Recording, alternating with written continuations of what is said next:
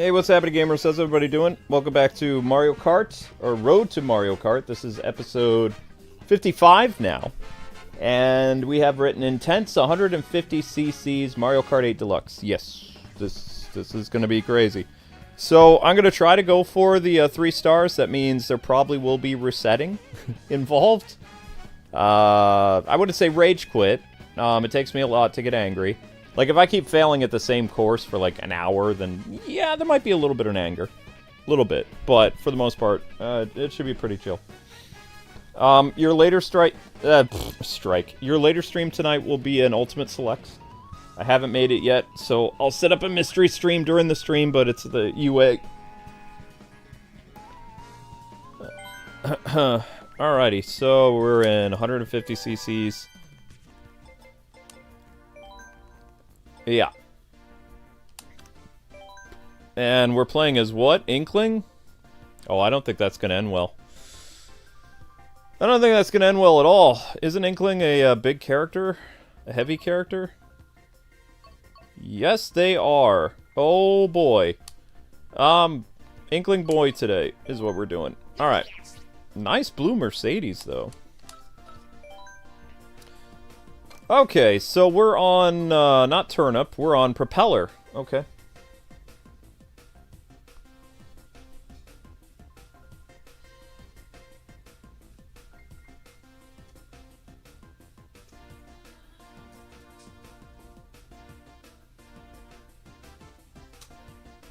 I think I spelled Propeller wrong. Ah, that works. Okay. Alright, ladies and gentlemen, Propeller time. Let's have a good race, I guess.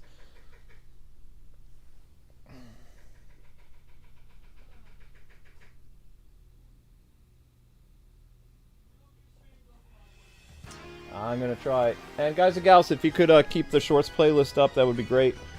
We kind of dipped a little bit. Not majorly, but I mean, we about like, I don't know, 100 or 200 views. Dipped a little. You love Sky High Sunday. What is Sky High Sunday? Is that a New Jersey thing?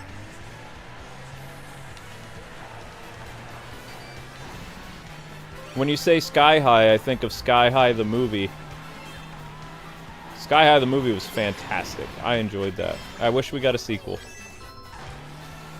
It's fun family entertainment. About superheroes.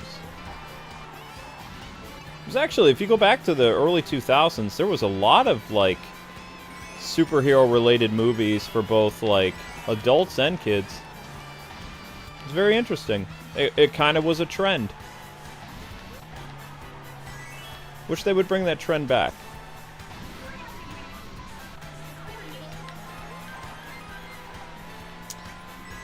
Alright, so far, so good. We're in first place. Inkling's doing pretty well in his blue Mercedes. It's a nice-looking blue Mercedes, actually. Alright, baby. I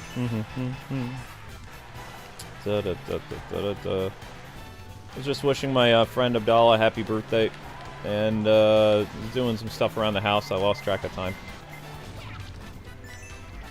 No, it's okay. I meant to only have the music run for about 45 minutes because we had 300 views after like only a little bit of time. So I was like, oh, wait, where are we going? Oh, this way.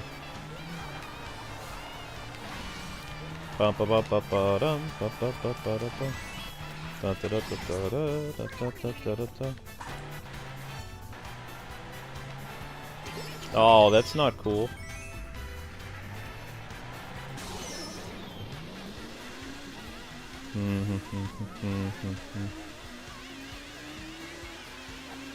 Oh.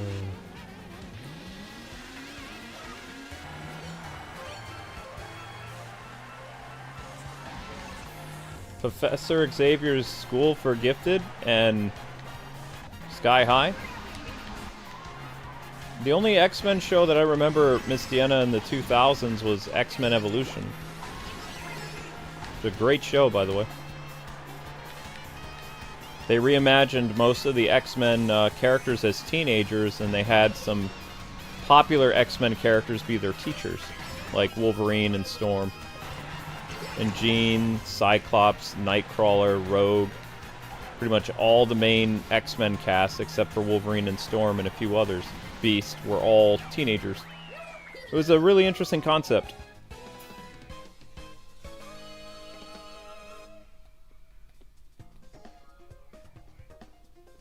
Oh, Sky High Sunday is a track in Mario Kart? Oh. Wow, you guys remember the courses that well? That's pretty cool. Storm is awesome. She's the best. No argument for me. Stormin is a Omega level mutant.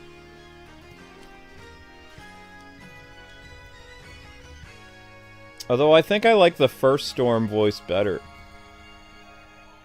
I don't like the second Storm voice.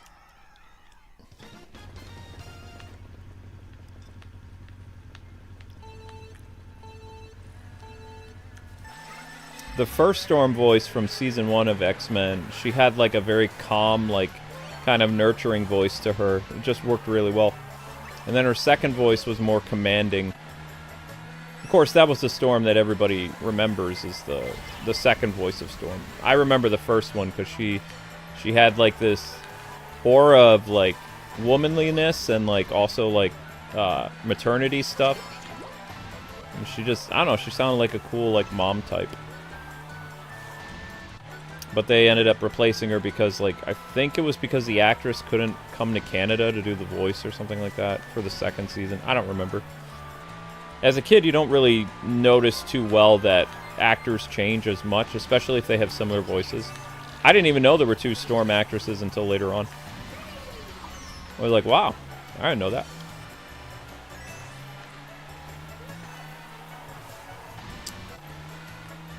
Dun, dun, dun. Whoa.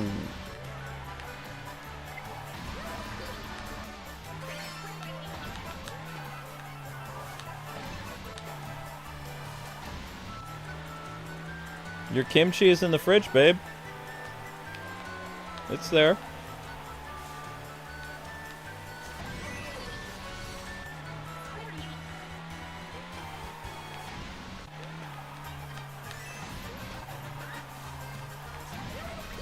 Alright, there we go, there we go.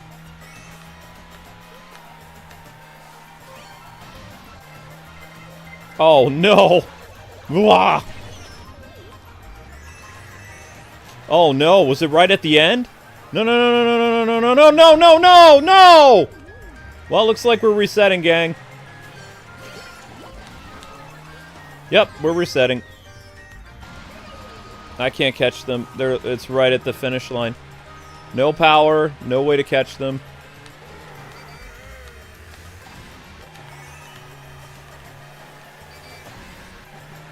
Yep, that's it. Alright, first reset.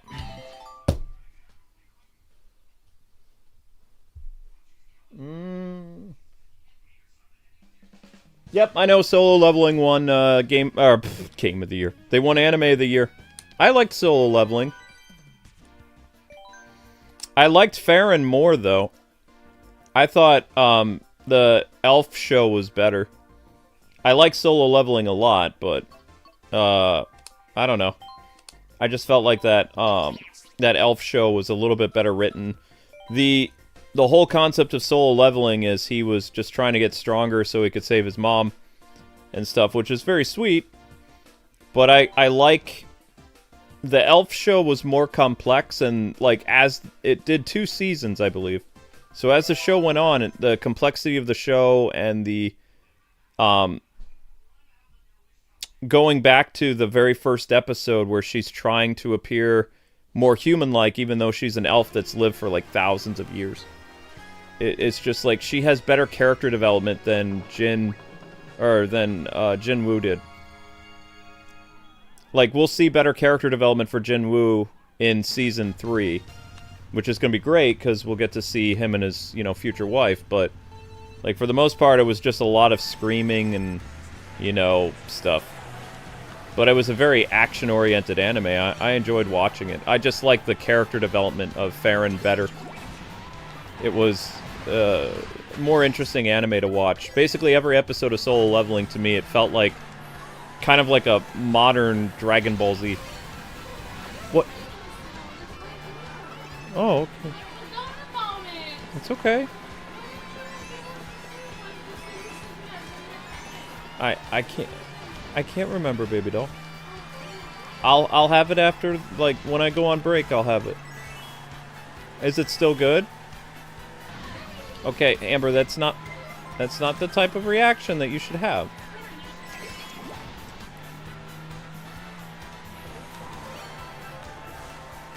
Oh.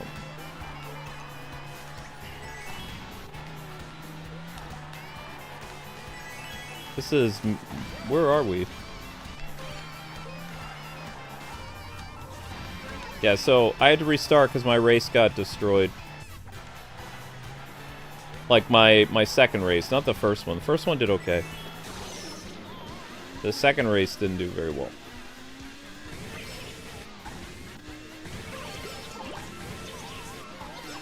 Okay, Sweet Pea.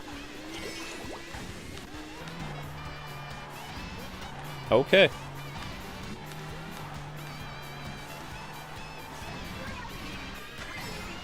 Yep. Just so you know, honey, that one mayonnaise that's inside the drawer in the fridge is not good anymore. Because it's not good.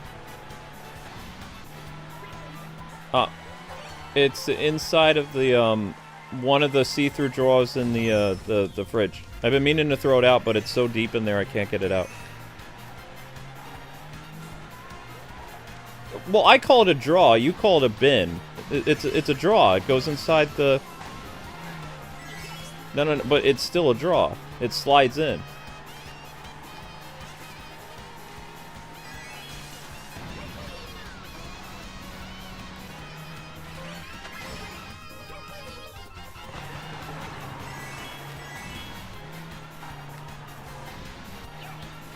You don't have to pretend to be cute. You are cute.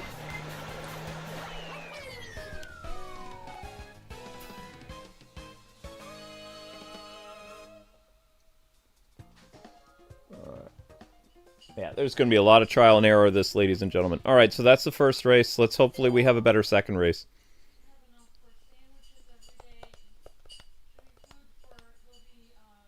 You don't know what Farron is? It's really good, Miss Deanna. It's on Crunchyroll. It's about an elf that she lives a very long time and all her friends and people she knew passed away. And also she realizes later in life that her, like, leader in the hero's party, who was mortal, was madly in love with her, and she loved him too, but she didn't realize her own emotions. So when he died, at his funeral, she lost it because, like, it was too late to spend a lifetime with him because it took her 80 years to realize her feelings. It's very sad. And then she has, like, she goes on a journey again. She basically retraces the steps of her friends when they were a party.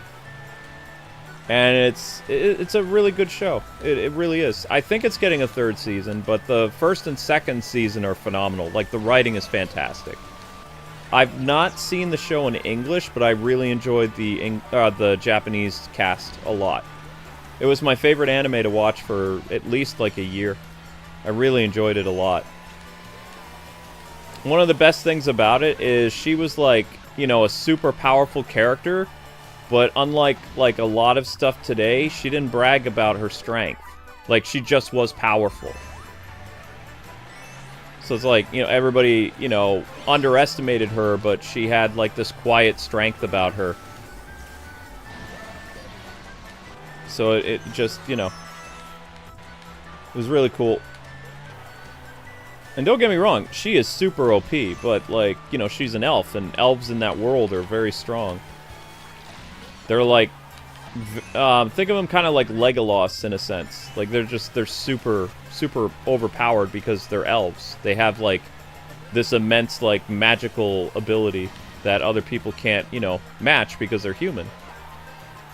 But the way they explain it is perfect. I lost again, didn't I? Yeah, I did. It's over. Wow. What, sweetie? No, yeah, but she hasn't seen Farron yet. I don't know if I'm pronouncing the show right. It's the elf with the white hair.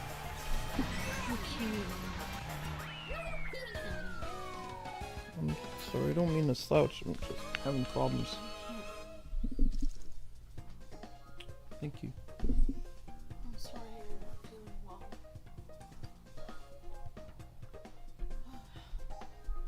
It is an English game, Wing. They have, I said I haven't personally seen the English cast. I fell in love with the Japanese cast because they were so good. It's in English. I watch sub, though. I don't like English actors.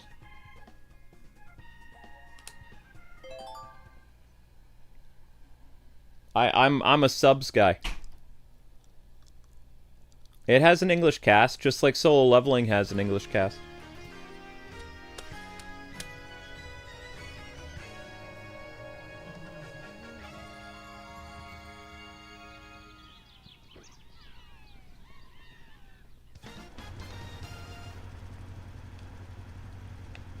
Dun, dun.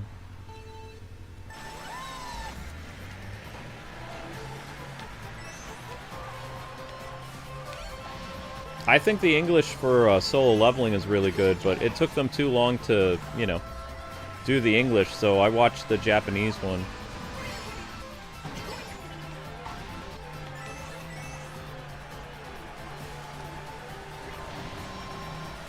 Oh, wow, how did they do that? Uh-oh. No, no, no, no, no, no, no, no, no!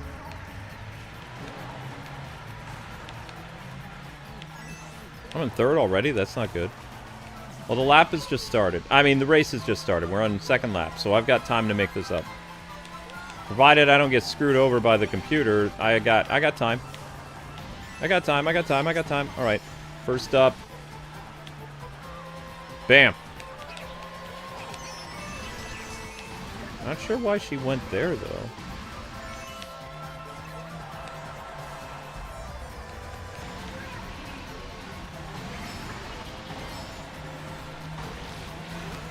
Yeah, I can't see what's going on now.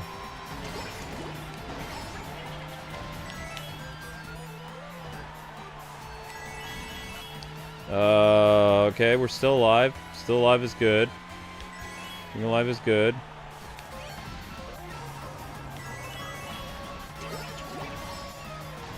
Oh, I wasn't gonna make that turn even if I tried.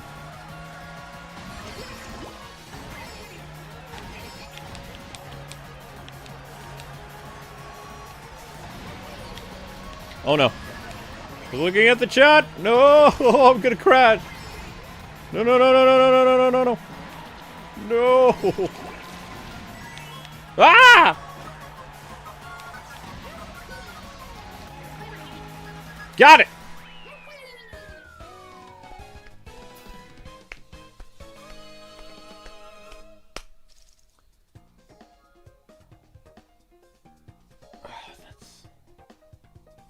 So weird to say that.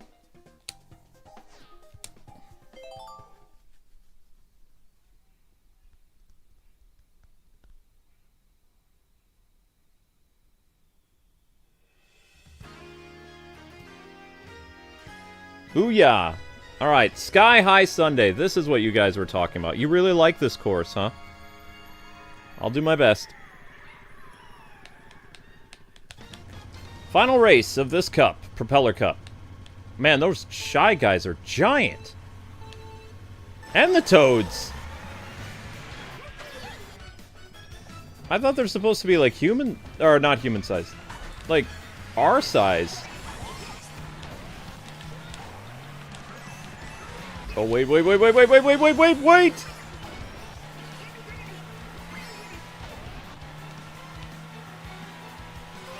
He's right behind me. That's not good.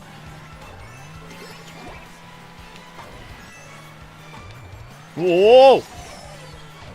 I got second lockdown so far. I'll be very careful here. Be incredibly careful here.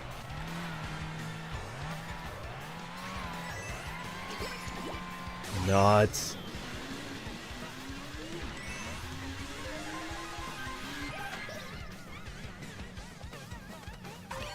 Wow, you're so much faster than me. Who's in front? Ah! I knew that was gonna happen! Mmm!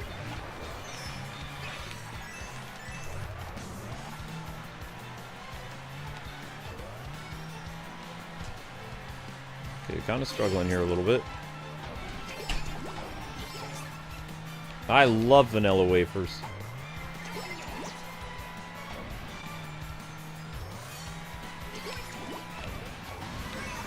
I'm sorry, honey.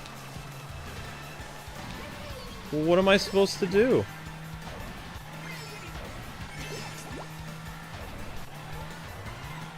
I would, if I was doing what I used to do before that, I wouldn't be home at all. If I was doing what I used to do, I wouldn't be home at all. You'd see me for like 5 minutes a day. You would hear me 5 minutes a day.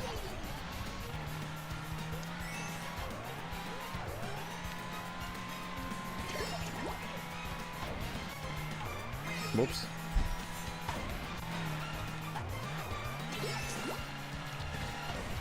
Oh. Oh, snap. Oh, that's it. It's too late. I messed up. Yep, they're gone. Nuts! That's nice. Thank you, honey. That's it. I lost. Try again. I knew this was going to be like this today. This is why I don't like 150 cc's and mirror and all this other stuff. Gotta go again.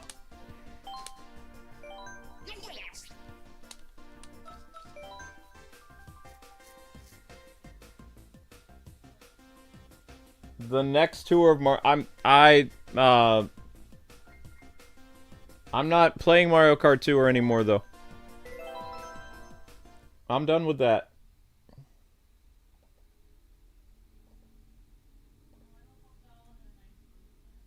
He's still doing his thing. Mm-hmm. Remember, guys, to watch the shorts if you haven't already. That way we don't have to take too many breaks on the stream. Although if we take a break on the stream, I'm having a salad.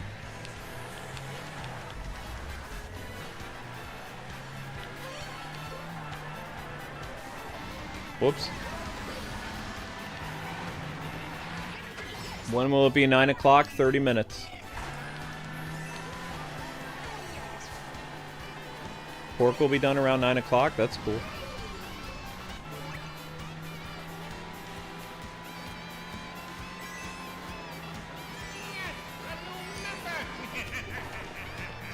Mm-hmm. Thank you, Jacob, for the highlighted message. Hopefully you're having a good Memorial Day, too.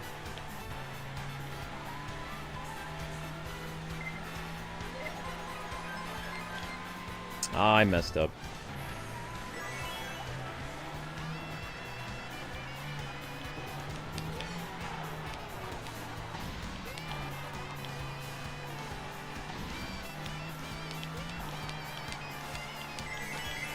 Uh-oh.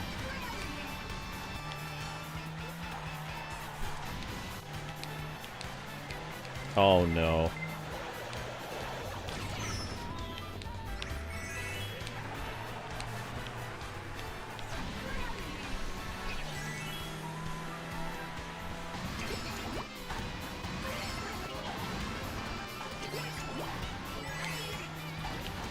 I'm just not so familiar with these courses.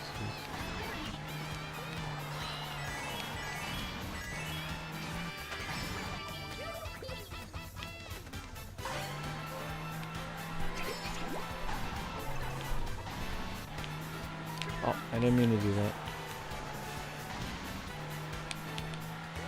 Da da da da da da da.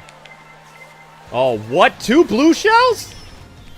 No way!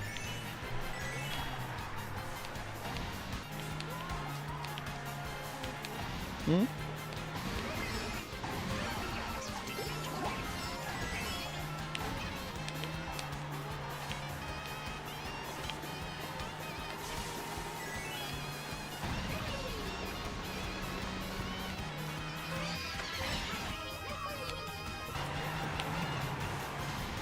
Mm-hmm.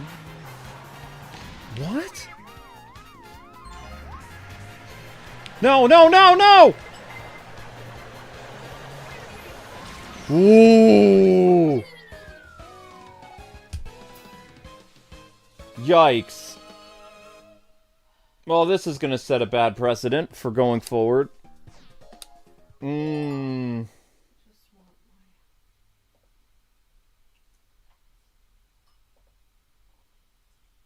on, guys. You got to click the short link. You can do it.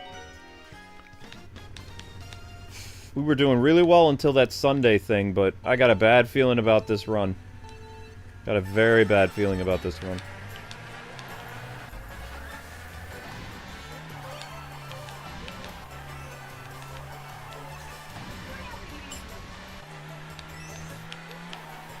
Even the DLC carts, I mean, they're helping, but...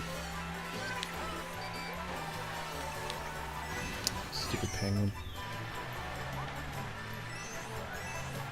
Yeah, I was streamed with Squid Girl before you.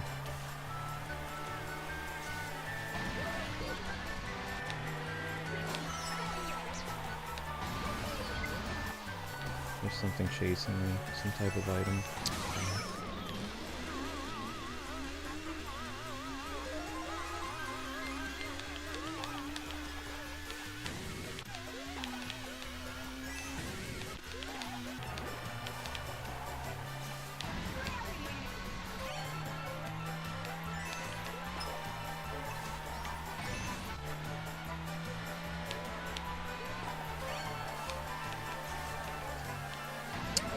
Why are you faster than me?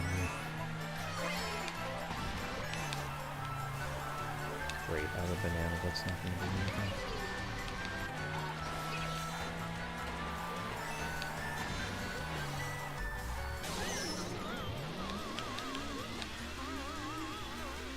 Yeah, the Akuma short didn't do well. It's okay. I mean, I had fun putting it together because I thought it was kind of cool. I know, but hopefully the stream of it does well. He comes out the 28th. And we already have the season pass, so... My gosh! I knew this was gonna be... No! I have to do this again. We lost already. Because they're not gonna give me any item to catch them. Nope. Nope.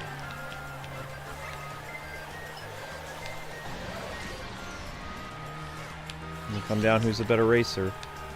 And they squidded me. Shoot. That's it. That's it. Over. Gotta do it again. I hate the randomness of Mario Kart. It's not about skill. It's all about luck. Oh. No. Mario Kart is 40% skill, 60% luck. You cannot account for when people hit you with blue shells, when you have your vision distorted. You can't foresee any of that. So no, it's not about a skill issue.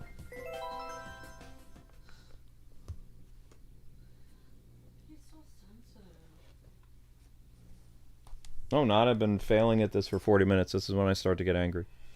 I have a point where I go from chill to rage.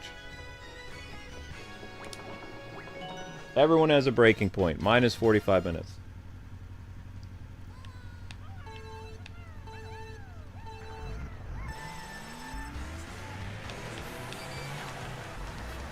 Because the repetitiveness of the same thing over and over starts to really irritate me.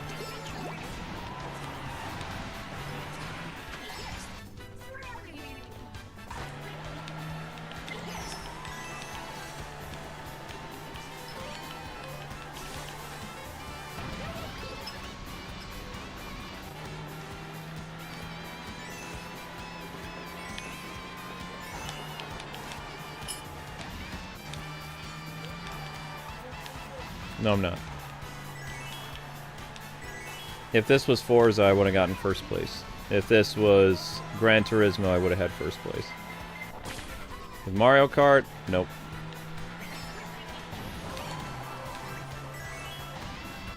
No, I mean, Mario Kart adds an element like Mario Party. It's all random. You can be having the perfect run. You could be hitting all your drifts and getting all the boost and whatever. And then all of a sudden, the last, like, 2 minutes of the race, it completely changes. You can't account for that. That's why, like, a lot of racing game fans do not like Mario Kart, because it's just so sporadic. Like, I love arcade racers, but I'm not a huge Mario Kart person. Like, I don't play Mario Kart to relax. I only cover it. Like, I'll play Need for Speed or Gran Turismo or even Forza to just drive around and have fun, but I will never play Mario Kart just for fun. Always has to be a series or something like that, because it's very irritating.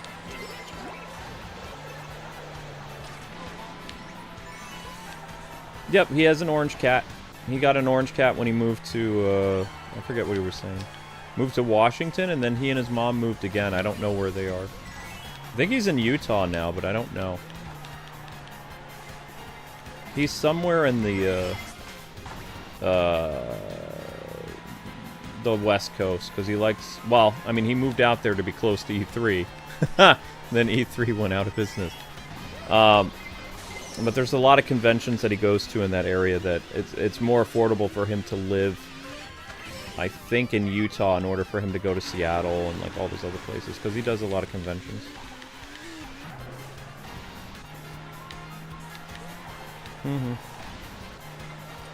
It's all about location. If you live in a certain place, it's cheaper to attend all the different conventions. I think he does like 10 or 12 conventions a year.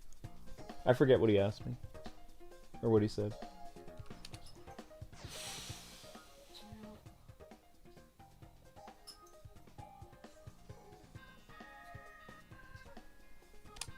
I think we beat him to the orange cat punch, though.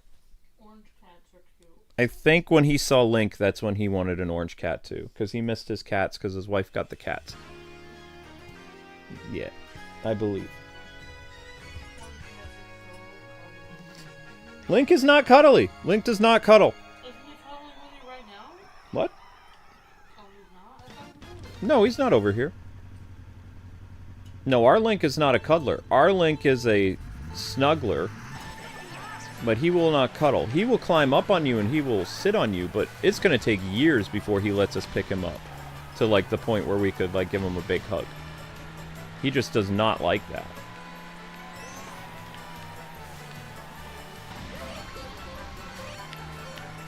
Yellow gargoyles. You summoned Link, Amber. I can hear him messing with his bowl.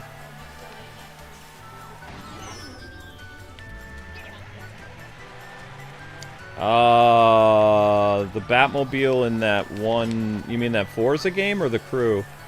I don't remember, Sammy.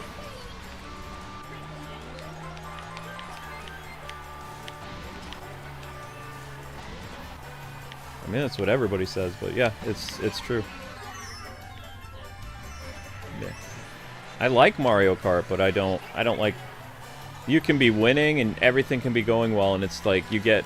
That's why there's a term, you got Mario Karted or Mario Partied, because you can plan out everything. You can have an amazing race. You can be, you know, and then you get blue shelled like an inch before the finish line. And if you're playing 150 cc's and 200 cc's, it's over.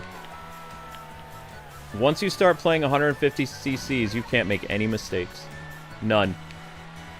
And then that's even magnified more with...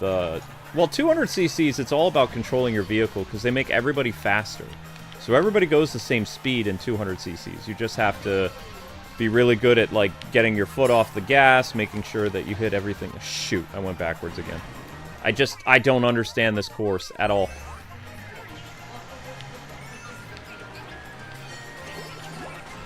Correct, Blue Scout. I went the wrong way and I lost. Oh, hello, Link. Yep, I lost again. But guys, we got to restart again. That's it. That was right at the finish line. See? One mistake. That's it. So, what I don't like about the booster courses is I'm not familiar with the courses because I didn't play them. Like Amber covered them. So, like, I don't have, like, all the other Mario Kart stuff. I probably wouldn't be struggling this much playing the non-booster stuff. But I'm not familiar enough with the booster courses, so I keep going the wrong way. I keep making simple mistakes, and like I said, you make one mistake, that's it. That's because you were moving on with other things. I don't... Yeah, I like to move on from stuff. You didn't have time to do that. I also think I was doing like Batman stuff on the other channel still, so I just had you still do it. I was doing Batman topic videos, so I was super exhausted. You didn't have time.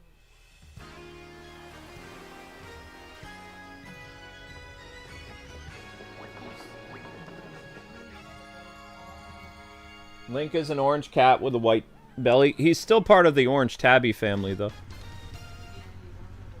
He's got a white belly. He's like a caramel thing. Most orange cats do have, like, the tiger pattern with, like, white or brown, like, mixed in with their orange. That's very common of orange tabbies. I think my parents got an orange tabby recently, too, because they like Link. I don't remember. I've had a lot of people contact us and say that they got an orange tabby because of Link. They're like, they look so adorable. It's like, they are adorable. It's just... Not every orange tabby behaves the same way, though. Some are very cuddly, some are very kind of grrr. Link is both. Link has moments where he's like, alright, I'm gonna hang out with you now. I'm gonna sit here next to you. Or I'm gonna sit on top of you. And then it's like, the thing what I hate is I try to give him a hug when he climbs on my chest, and it's like late at night and we're watching anime, or, you know, I'm recording a voiceover and he climbs on my chest and he snuggles. I try to put my arms around him to give him a hug, and he starts growling. And it's like, but you're in a position to get a hug from me, and you won't give me the hug. So I have to sit here with you lying on my chest, and I can't do anything other than pet you. You won't permit it, because then you get mad. It's like so weird.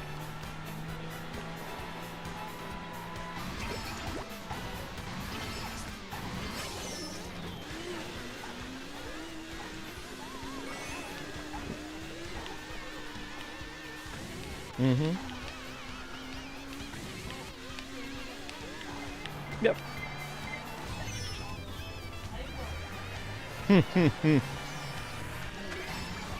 Oh, that's it for the race. Gotta restart again.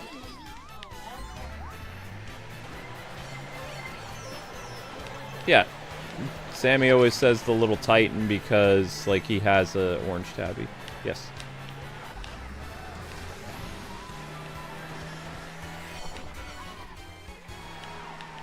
Yep, orange tabbies act different than other cats, that is true.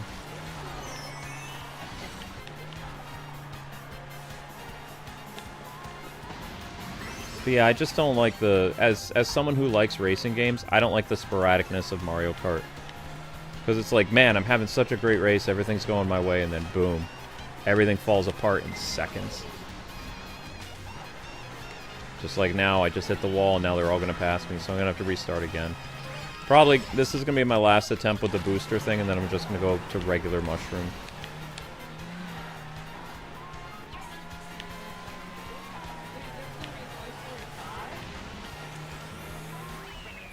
Yep, there's going to be a Toy Story 5.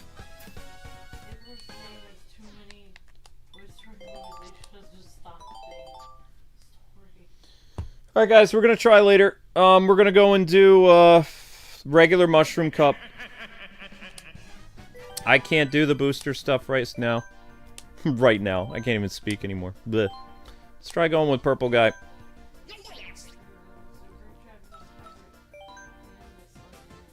Thanks, Pirate.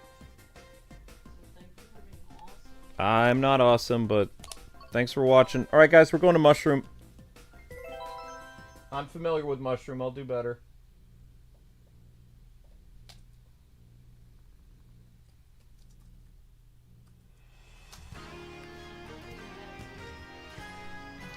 Doing what? Yeah. I don't even know where it is, though.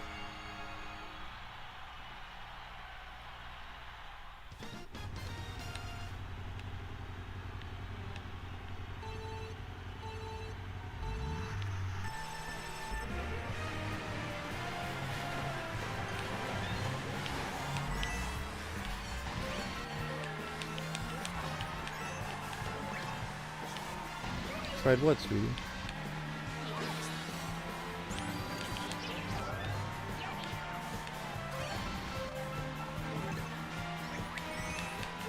I think we're at about 1,300 hourly, but I have to check.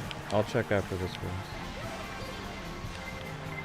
I needed to change things up because I couldn't handle... Like, I'd already been racing that booster propeller thing for like 40 minutes. I'm starting to get heated, so I needed to do something else.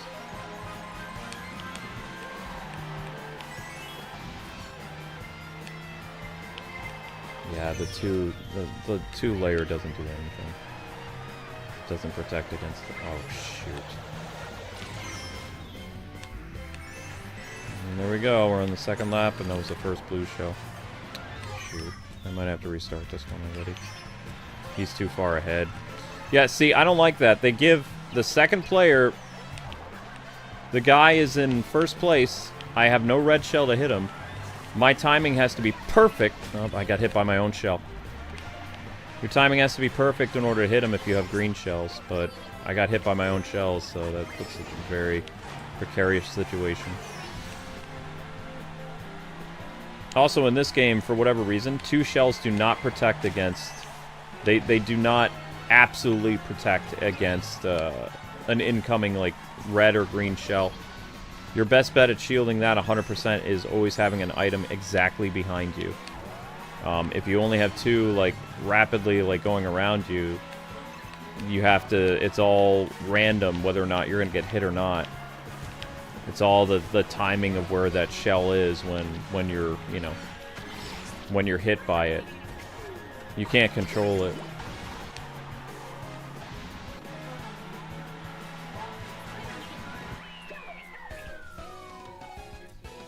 Speed Racer game? Speed Racer game. What year was that, Sammy? What system was Speed Racer on? I don't know why they're making a Toy Story 5 when Toy Story 4 had a perfect... Why they're making Toy Story 5? It's a very simple thing. Disney's been losing so much money over their live-action gamble, as well as, like, them essentially changing family films. The thing is that I've never understood about Disney is they had a gold mine. All they would have to do in order to always make money is to make family films. And they alienated their family audience by chasing the modern audience, and they lost billions and billions of dollars. And then they were like, oh, it'll never impact our theme park. We can do whatever we want. And it's like, well, families are like, well, we're going to Universal now. So, you know, this is it really needs to be studied as the stupidest marketing blunder of all time. For the past, like, 10 years, Disney has basically shot themselves in the foot with a shotgun. Not a handgun, a shotgun. And have crippled themselves. They have crippled themselves. And so now they're frantically trying to get back the family audience. And they're not succeeding. The Moana movie, people gave Disney the benefit of the doubt, and they went and they saw the Lilo and Stitch movie. Every Lilo and Stitch fan that saw the Lilo and Stitch movie is mad. Like, all of them are complaining on Twitter. And, like, making YouTube videos. They're like, they changed the sister. She's a jerk now. They got rid of this character. They did this. They did that. It's like Disney continues to make the same mistakes over and over again. Like, they're basically run by, like, little babies or something like that. They don't understand their core audience anymore, and they don't care. They don't care about the nuclear family. They don't care about kids. They care about chasing, like, all kinds of weird stuff, and they're going to continue to get spanked by their viewers. Like, Disney's continuing to get disciplined by their own fans because they're just so out of touch, so out of touch. And they could easily be making billions of dollars if they would just drop the nonsense. But they want to keep attacking the nuclear family, the ideal of what Disney did. And it's like, of course they're going to keep falling on their face because they had the golden goose and they strangled the golden goose.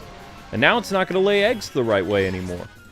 So of course they're going to try to milk Toy Story because they're desperate at this point. They're trying to frantically get back what they squandered for like 15 years. That's a perfect illustration. They took the golden goose and they started strangling it. Woo! You're welcome. But Walt Disney isn't rolling in his grave. He's like causing earthquakes all over California.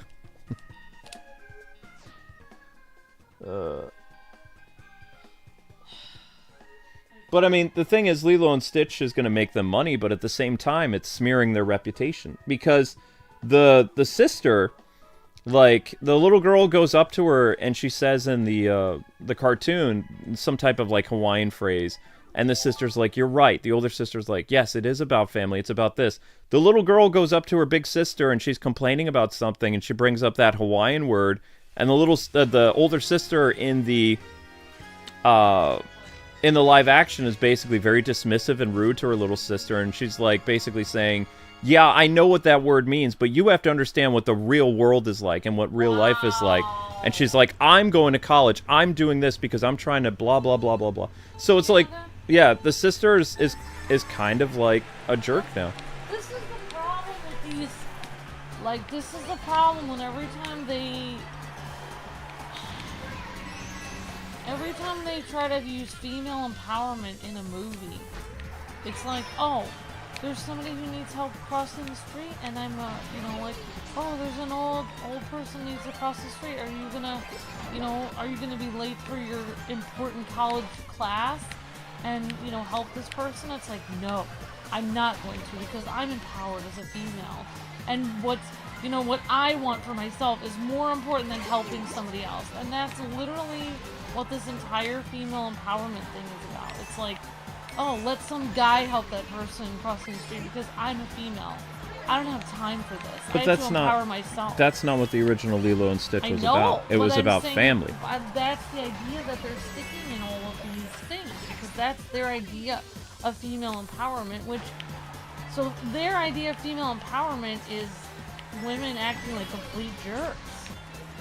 Like, in reality, if you were really a great empowered female, you would be able to not only help that person crossing the street and take time to help somebody else, but then you could work extra hours and be able to make up the time for your job or for your class later, because you could figure it out.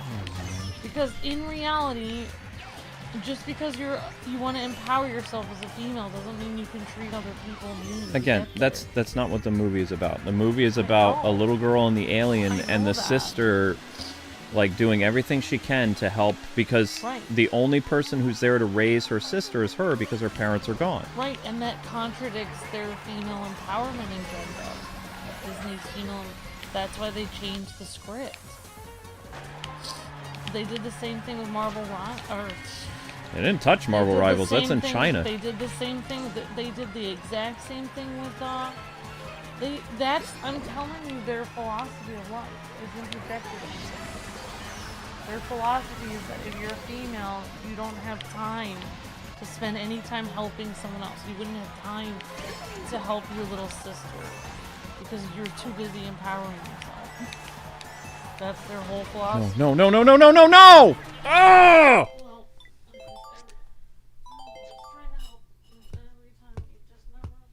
No, I'm listening to you, honey. I lost the race. I got to do it again.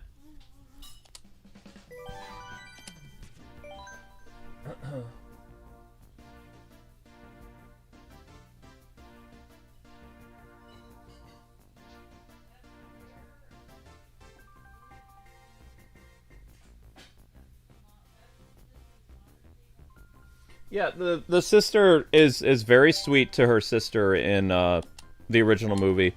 Like, the sister has a lot of responsibilities, though. She's going to school, she has a job, but I feel like, from what I've heard people complaining about, because I haven't seen the movie, people are just, like, posting clips and, like, talking about how they saw it and how they're disappointed. And what this is going to do is this is going to continue to set a precedent. Like, the movie is going to make $1 billion. That's what Disney wanted. Likely. It likely will make $1 billion. But it's more than just making the money. You also have to keep that reputation intact. Because the same thing happened with Captain Marvel. The first movie made $1 billion. The second movie made $300 million. Like, and the reason is because people saw the first movie, They saw how the actress behaved, they saw what the story was, and they didn't want any part of basically supporting that character anymore. Whenever another Captain Marvel movie came out, they weren't going to go watch it, and that's exactly what happened with the Marvels. Doesn't matter if the Marvels movie was a complete different, you know, approach to the first film. It was actually better written. It had a little bit of weirdness in it, but it was actually a better written movie. The problem is the audience gets a taste for something they don't like, and then they don't support it. But for generations, Disney had captured the family's attention, as well as, like, made a generalized statement that, hey, the movies that we make is okay for your kids to watch. And then people who grew up with Disney cartoons, they're like, oh, you know, I watched this when I was a kid and there was no problem, so my kids can watch it. You know, I watched this when I was a young person, my grandkids can watch this. Now that's not the same with Disney anymore.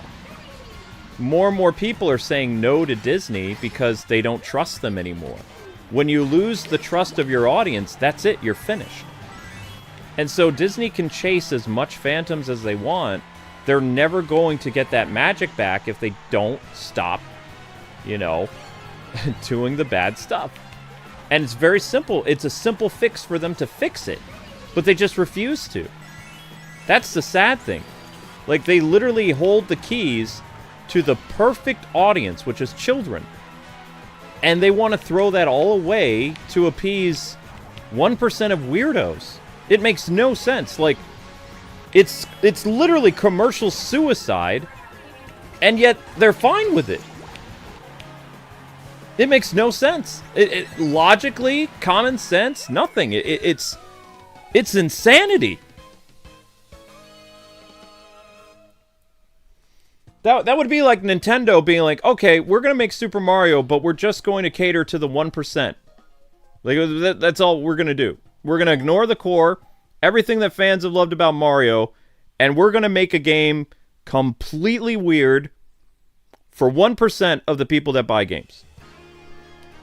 Do you know how stupid that would be?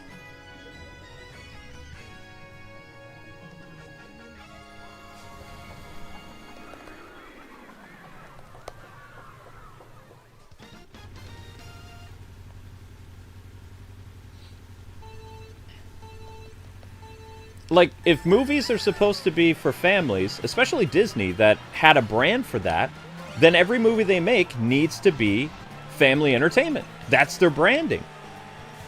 That would be like me, who's, like, you know, makes, like, generalized family-friendly content. I suddenly started swearing like a sailor with every F-bomb you can imagine, completely rebranding myself, and then being shocked that I lose all my audience. And be like, I don't understand what bleeping happened. You know? Doing what I think that, you know, 1% of my audience wants me to do. I would have myself to blame for basically, you know, shooting myself in the foot. Because that's not what my brand is. Right? And the thing is, here's the thing you probably don't know about Disney. Disney actually has so many other types of brands that they can experiment with. They don't have to experiment with their mainstream stuff. They own Touchstone. They own Fox. They own all these other companies. All these other film studios that they could push, like, more adult or social awareness or gender nonsense. All that stuff. They could do that with other types of Disney products. That way, they still have everything rolling in their main source of income, which is family entertainment. And they're idiots, personally. You know? And I've seen, like, Bob Iger and all these other people saying stuff. They're like, I don't understand what happened. Why are our families rejecting us? It's like, are you really that stupid? It's like, you can't be that stupid. You honestly don't know. Bull. It's like, come on. There's no way. But of course, to get back to your point, Sammy, yeah, they are going to try to milk Toy Story, but they're going to put a lot of weird nonsense in it. Bet. And then when Toy Story doesn't do well, they're going to be like, I don't understand what happened. The last Toy Story did much better than this one. It's like, hello, McFly! Anybody in there? Hello?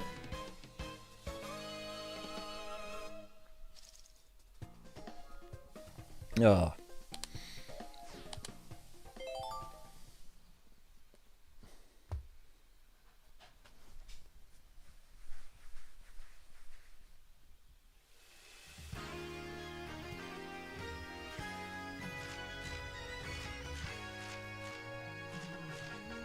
Well, it's not that the Lilo and Stitch live-action movie isn't terrible. The cartoon obviously is better. The TV show is better. But what we're saying is they took core elements of the characters and they twisted them to make the characters unrecognizable. So instead of the sister being like a big role model to the little sister and to the little alien guy, she's like really not that big part of their lives anymore. Like, she's in the movie, but she has a different role now. It's not like as the caring caregiver, loving sister that's, you know, works really hard, and sometimes she and her little sister fight because, you know, the big sister is going through a lot. She's supporting the family, supporting the little kid, and wants what's best for her sister, and doesn't want her to get messed up with the alien and all this other stuff. You know, she had Nana, I believe was her name, or Nana. She had a really pivotal role in the original movie and in the cartoon show. Like, she was a good college kid doing everything she could for her sister. Is that portrayed well in the live-action movie? No. It's not. If it was, people wouldn't be making fun of it.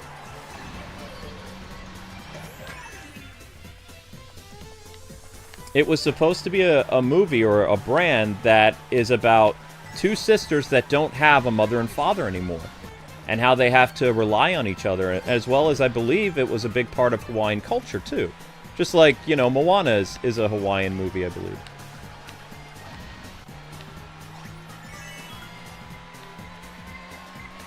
Now, I haven't seen Lilo and Stitch in a long time, but I can remember the basics of the movie and the cartoon show.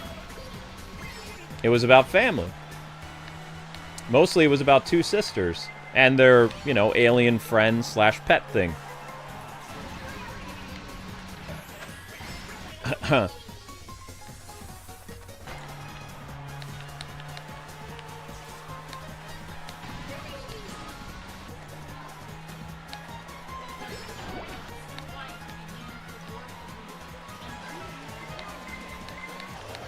Yeah.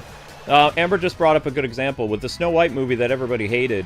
Even though they said it was dated concepts and stuff like that, Snow White, because she is a princess, she basically forces the dwarves to clean up their own house, and she sings like a foreman, telling them what to do. Whereas in the original 30s movie, who's the first one to start working? It's Snow White. Snow White leads by example by showing them how to clean their house, and then the dwarves join in and they sing. In the new movie, Snow White acts like a dictator and demands they clean, and she watches over them like a supervisor.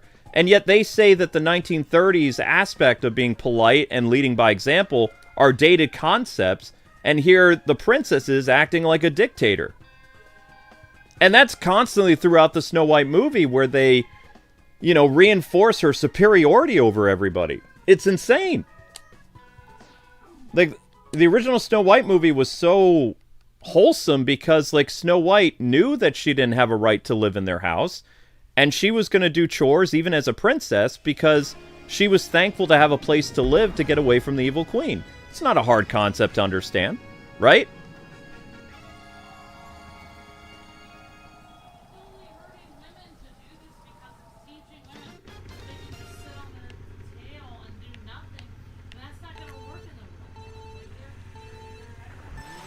Like, think about what they did to the first movie to really start doing this with Disney live-action movies was Mulan.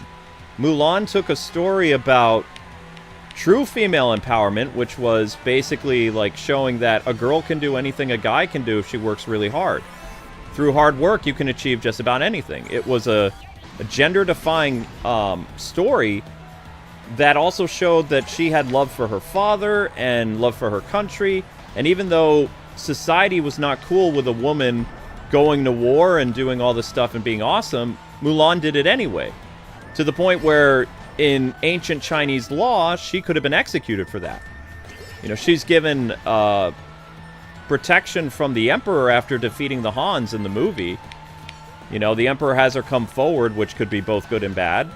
As well as, you know, he okays them getting married, like Mulan and her, like, general guy. I forget his name, but, you know, it was a important movie that was about family, again, as the undertones. Disney was the family company. They're not anymore. They were. For 50 years, they were the family company. But Mulan was a story about how, even though she had to work harder because she wasn't a man, she still wanted to do what was right, because the whole thing is, she wasn't in the army for selfish reasons. She was in the army for honorable reasons. Her father was wounded in the last battle. If he went to war, he would die because he's a cripple. She was trying to protect her father because she loved him. Is any of that in the live-action movie? No, Mulan has superpowers. She always was gifted. She's Rey. That's pretty much what they did. They turned Mulan into Rey. She's selfish, she's annoying, and she has superpowers. And I'm sorry, but that does not set a good example for little girls to follow. It doesn't. I don't believe it does. I think if a little kid sees that, they're going to grow up to be an entitled brat. They're going to be like, I don't really care about my parents. I can be cool just because I'm a girl or whatever. You know?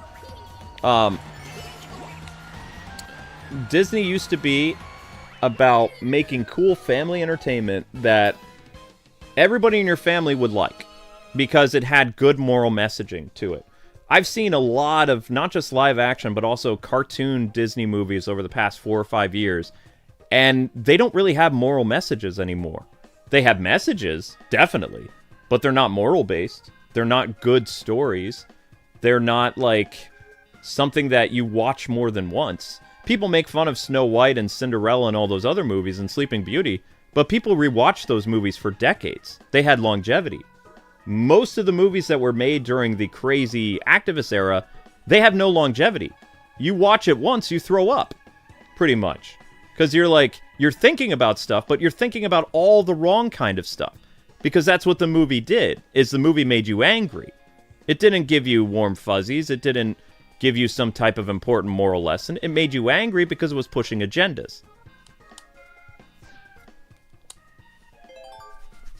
That's not the Disney I grew up with. I grew up with wonderful Disney movies like Aladdin and Little Mermaid and Beauty and the Beast.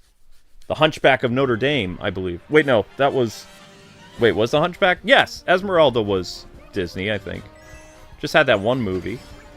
When I was in college, we had great films like The Princess and the Frog, Tangled, Lilo and Stitch, Emperor's New Groove. And if you look back on these movies, every single one of those movies up until like 2015-ish, they all had very important messages for everyone watching them. It was like subtle morality. Like, it was subtle, but if you were smart, you could figure it out.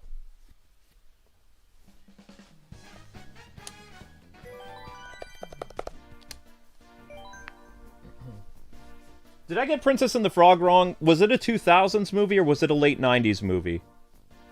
Atlantis was technically a Disney movie. That movie was weird. With Michael J. Fox. Oh my gosh. That was a really weird movie. It was a fun movie, but it was really weird. Very dark. Very, very, very dark movie.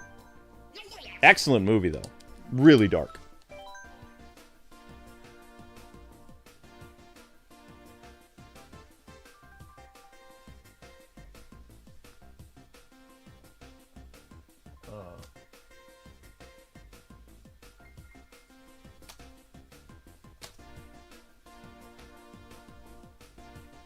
Princess and the Frog was 2000s. Yeah, it was really good. Yep.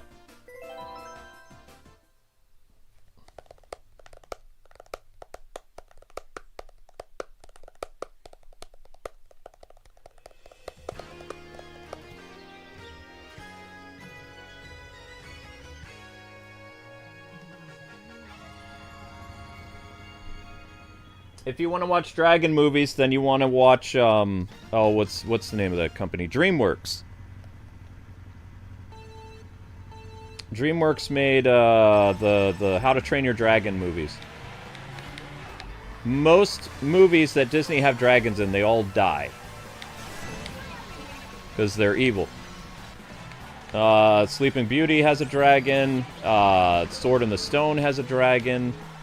What else? Jafar doesn't turn into a dragon. He turns into a snake. Ow. What other Disney movies had a dragon in them? Did Fantasia? No, Fantasia had a demon in it.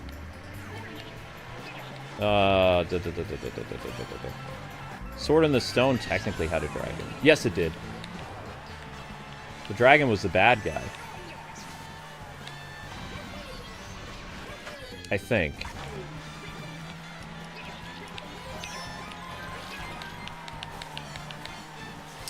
And Land Before Time was not Disney. That was 20th Century, I think. And the T-Rex was the villain in that.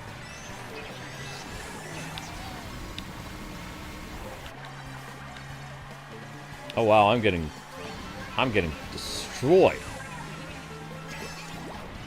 No, I'm not. I'm okay. We're okay. Oh, nope. I thought that was a coin. That was a banana. That's not very helpful. I think I might have to switch to a bike, guys. I don't know, though. I think this is the last day that I do 150 cc's as a as a, medium character because they're too heavy. I do much better with lighter characters. Oh, snap. Oh, my goodness.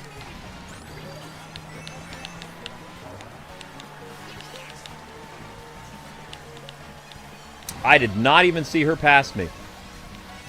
I did not even see that. Fern Gully wasn't Disney, was it, people? Fern Gully was Fox, I think.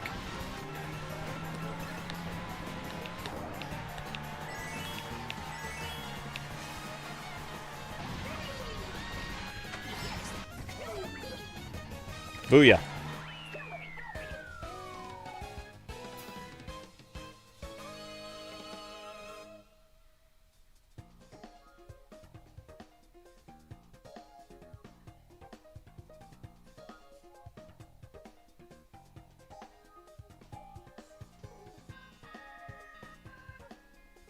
Fern Gully is technically Disney? Are we sure? Yeah, see? I thought so. Anastasia and Fern Gully were both Fox. Yeah, those are great animated movies, by the way. They're really good. They're very, very good movies.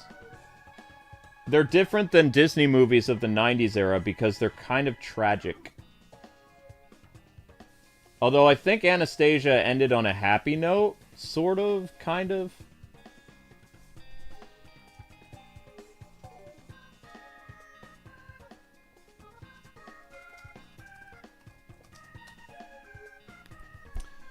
Okay, so Disney has featured many dragons in its animated live-action movies. Some notable examples include Mushu from Mulan, the Good Dragon.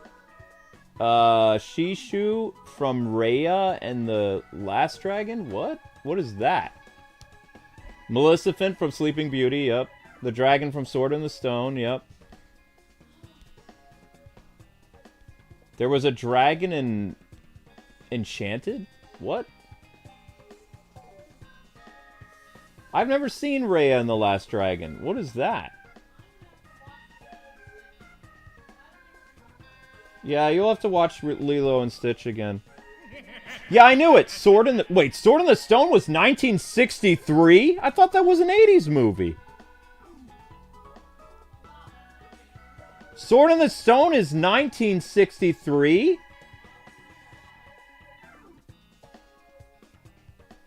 What? Whoa. Wait, am I thinking of the Black Cauldron? Okay, the Black Cauldron is 1980. Okay.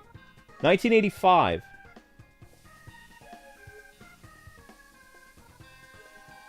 That's a movie I would have liked to see get a live-action remake. The Black Cauldron or the Sword in the Stone.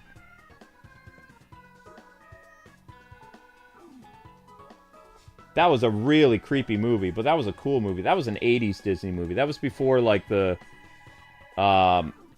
later, like, really boost in, like, great Disney films. Like, The Little Mermaid kind of kicked off, like, the new style of Disney animated movies, like, that we would have throughout the 90s. Like, The Little Mermaid kicked it off in 1989, and then, you know, Aladdin just really brought it full force. And then the 2000s was a lot more whimsical movies, like, I would say the last dark movie from Disney would have been, like, the Atlantis movie, because, like, Emperor's New Groove, Lilo and Stitch, those were, like, comedies with, like, some thought-provoking aspects to them. Like, there was a little bit of sadness to it, but, like, for the most part, they're comedy films. Emperor's New Groove is still one of my favorite movies of all time, because it's so funny. Lilo and Stitch was, like, there was a lot of funny aspects in it, but also there was kind of, like, some, like, thought-provoking stuff, as well as, like, you know, family sacrifice, like what the older sister does to, you know, keep her sister provided for and things like that. And we never really got to see a lot from the college-age sister's point of view very much. She was like the parental figure in the animated movie and the TV show. So I really thought that from what people were telling me, that the live-action movie was going to dive more into, you know, her struggle as a young adult trying to take care of her sister, who she thinks is kind of like, you know, a problem. Because the little girl is a problem. That's why Lilo helps her out so much. It's almost like a McGee and Me situation, if you guys know what that is. That McGee and Me thing, that takes me back. I hardly think anybody knows what McGee and Me is. It's a 90s thing, I'll say that.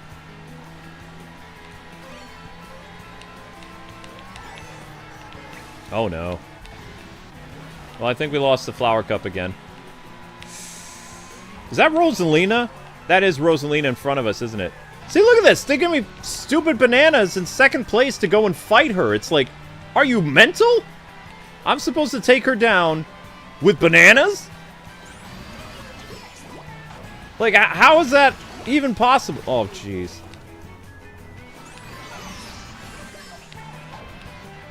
Like, there's no way.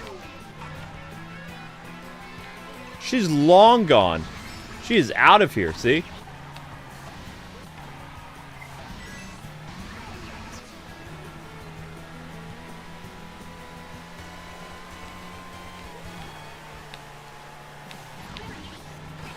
Alright, I got lucky there. And now they give me a stupid banana to defend myself. I mean, this is absolutely ridiculous. Absolutely ridiculous.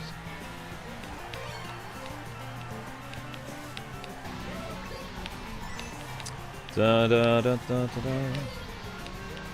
I thought Sword in the Stone was kind of a cool movie, actually. The Disney take on King Arthur. That's the sad thing. Like, I was a huge Disney fan until, like, the 2016 era and onward, because it's just like they missed the plot. It was like a company that was such a huge part of my life for decades just completely lost their way, and it was so both sad and embarrassing to watch.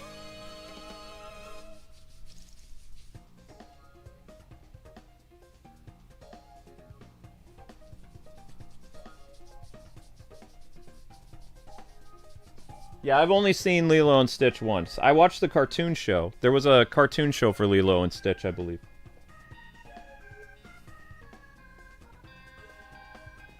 Or maybe those were direct-to-video movies. They had a TV show, right? Lilo and Stitch series? Bingo. Alright, I was correct. The Lilo and Stitch series. Yeah. Yes. Yep, I was correct. There was a show. Yep, there was a show. Okay, cool.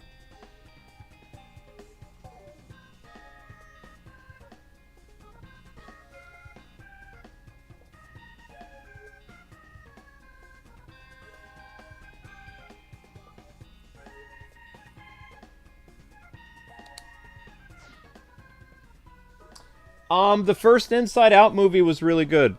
I didn't like the second one.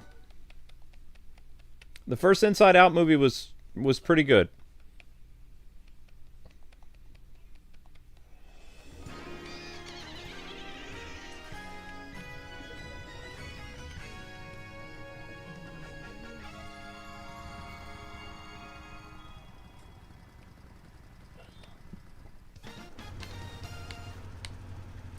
I would have to see a list of Disney movies, and I could tell you when Disney started to, like, lose their way.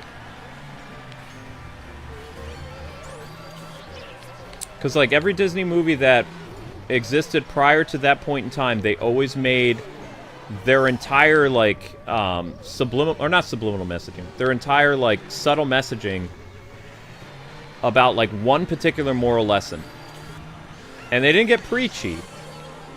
They never got in your face about it. It was always like, you know, something about don't lie, don't cheat, don't steal, don't keep emotions bottled up, all kinds of stuff.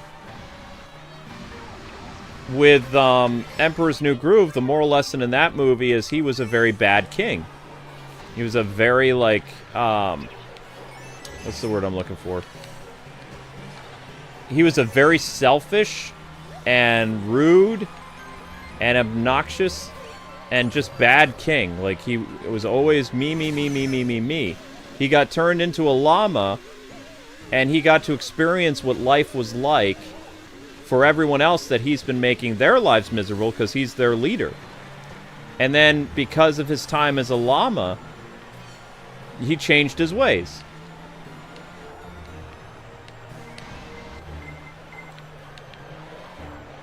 And he became a better king. He was still a goofball, sure, but, like, he realized that, hey, I need to change. That's what the whole movie was about. It was about becoming a better person.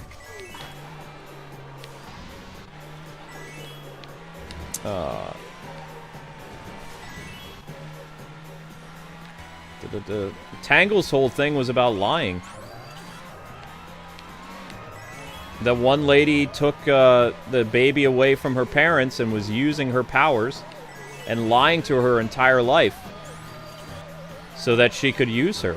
It was a very, very bad, sad thing that happened to Rapunzel. It works out in the end, you know, the evil lady gets defeated or whatever once her hair is cut off, but, you know, that's some pretty dark elements to it. It's still one of my probably my favorite live-action, or not live-action, excuse me. Probably one of my favorite 3D Disney movies of all time is Tangled. Brave is a story about a mother and a daughter. It's a very sweet story about a mom and a daughter. And originally you think the story of Brave is about a daughter and her dad, but her dad's not the bear, it's the mother that's the bear. Alright, let me see a list of Disney stuff. I can tell you when they jumped the shark. Disney films.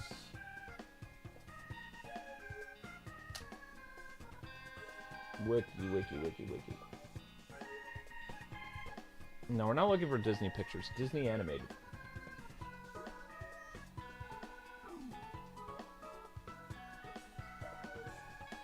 No.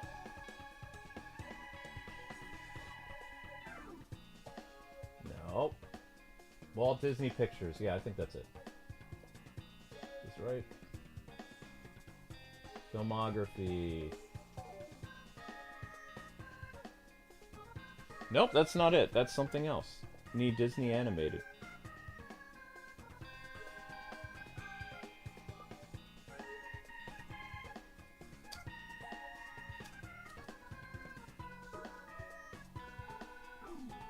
Wikipedia.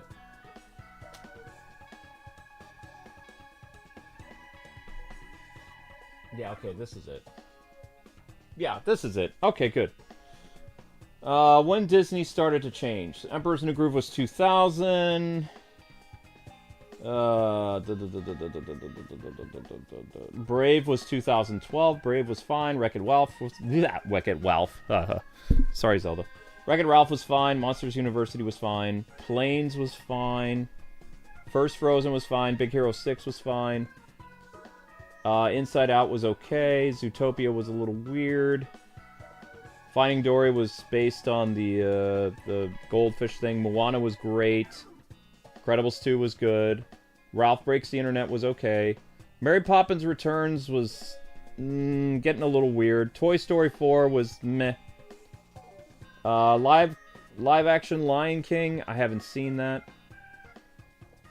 Frozen 2 was eh. I have not seen Raya and the Last Dragon. I did not like Encanto. Did not like Lightyear.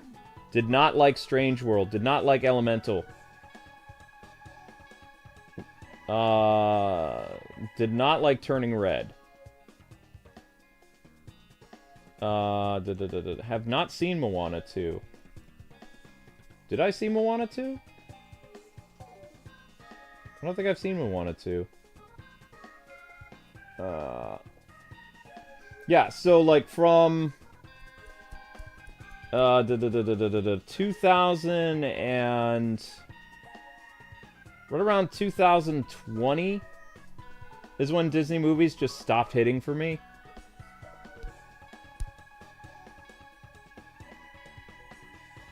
Yeah. So I liked Disney from... I was watching Disney movies going all the way back to... I've seen the original Snow White. I wasn't born in the 40s, obviously. But as a kid, I saw Snow White, Pinocchio, Fantasia, Reluctant Dragon, Dumbo, Bambi, The Three Caballeros,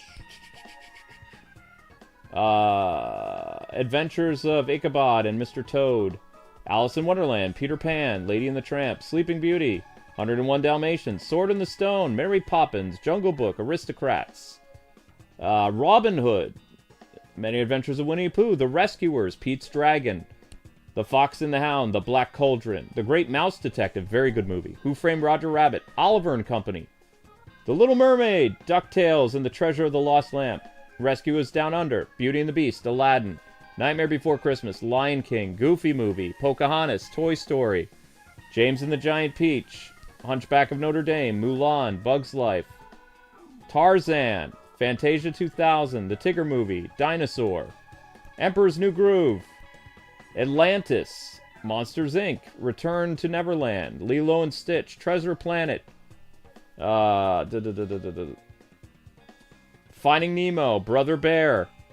Brother Bear is a great movie that's different than the whole mother-daughter thing. It's about brothers, obviously. The Incredibles, Valiant. Oh, I remember that. Chicken Little, Cars, Meet the Robinsons, Ratatouille, Enchanted, Wall-E, Bolt, Up. Up made me cry. Princess and the Frog, Toy Story 3, Tangled.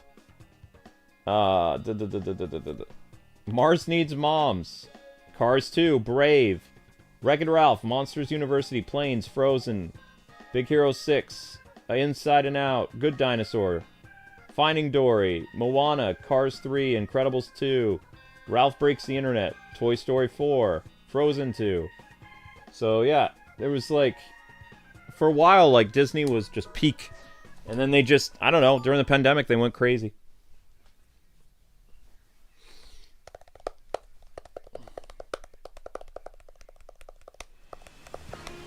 I have never seen the Tangled show.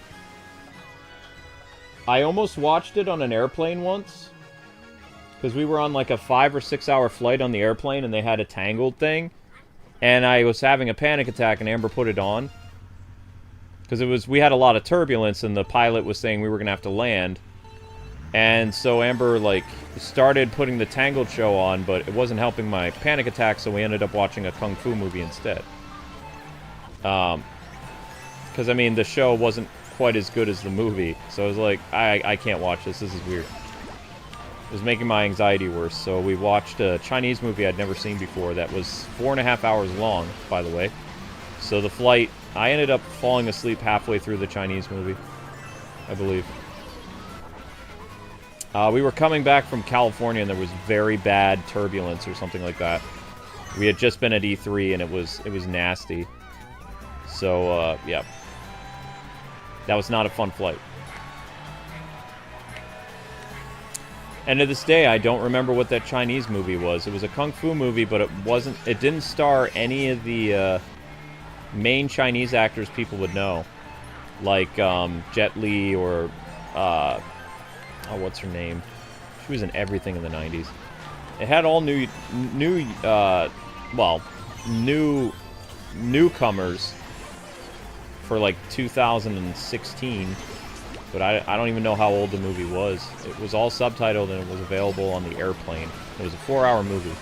Had a lot of beautiful colors, but it wasn't Crouching Tiger, Hidden Dragon. It was something else. I just can't remember what it is. It doesn't matter, though.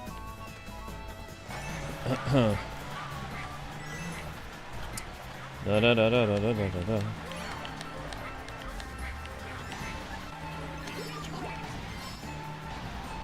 Whoa. Da da da da da da da da da.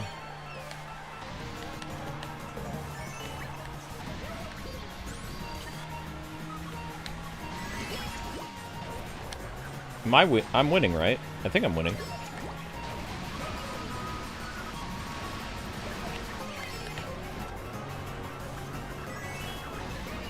And how we doing hourly? Not the best, but this stream is doing moderately okay. Sorta, kinda. I went on the grass, that's bad. Shouldn't go on the grass. But I don't know, that's what I don't understand. Like, I honestly, like, after a certain point, if Amber and I have kids, they can't watch Disney movies after, like, 2015. Like, I would personally cut it off and be like, no. Because they're gonna get all kinds of weird messaging and stuff in their films. As a parent, I would be like, nope, not happening.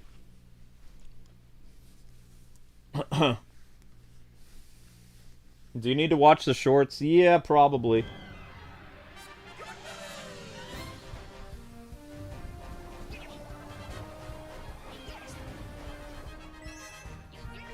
You're fine, Uncle Howdy. Don't worry about it. Somebody gave a super chat? Shoot, when did I miss that? Let me get to that real quick. I wanted to send this chat in honor of my cat. Oh no, I just sent her to cat heaven Friday. Best 4 weeks, but I'll adopt again. But I thank her for her love. Oh my gosh, just 22. I'm so sorry about your cat. I'm sorry I missed your super chat. I didn't get a notification from Skeletor and I wasn't looking at the chat. I hope you adopt a furry friend soon, buddy.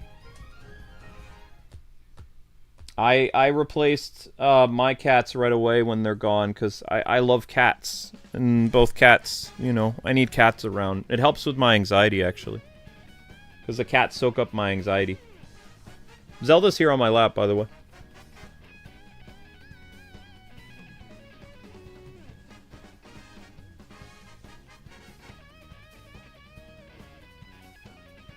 There was a cartoon for Big Hero 6? I didn't see that. Alright, next up in the 150 train, we are doing... Going purple guy. I love the color purple, actually. Okay, the Star Cup.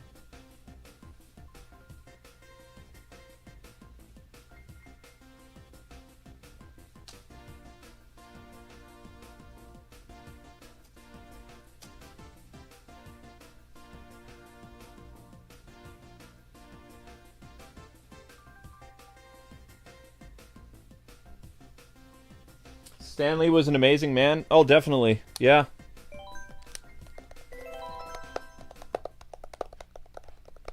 Stanley was a very interesting character. He's like, I could have worked for the other guys, but I didn't want to write stories about gods. He wanted to write about relatable humans.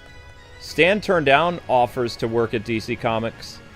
And he went to, you know, an unknown publisher and did his own thing. Because he said that DC heroes weren't relatable even back then. So he wanted to make his own superheroes that were, you know, dripping realism.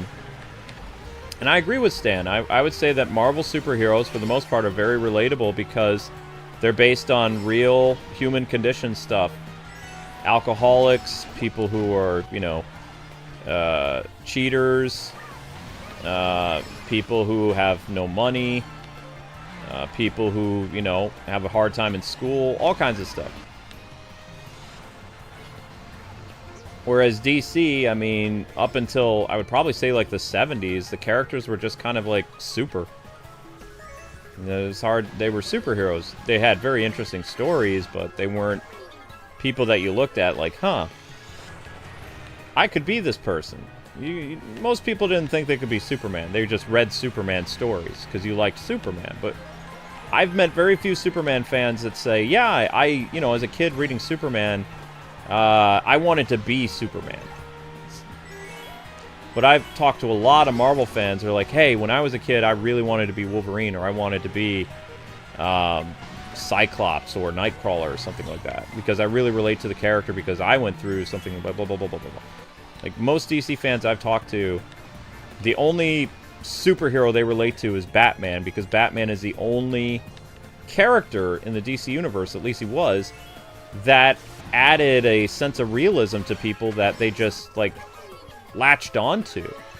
You know, because here was a guy in a playsuit crying for mommy and daddy and doing his best to, you know, make sure that no, you know, 8-year-old child ever lost their family to violence ever again. It's a impossible war for him to win, and yet he fights it. And people are, you know, drawn to that kind of stuff. They're like, wow, he has such a noble quest, but he'll never be able to complete his quest. Because his quest is unending. You'll never be able to stamp out crime completely. You can limit crime, and you can make crimes difficult and, you know, make criminals think twice, but you can never abolish crime completely. So it's like when people see Batman's story, it's fascinating to them. They're like, you know. And then, of course, a bunch of weird activists got a hold of Batman stories, and he's like, he's just a rich man beating up poor people. It's like, you completely missed the point of the stories. You know?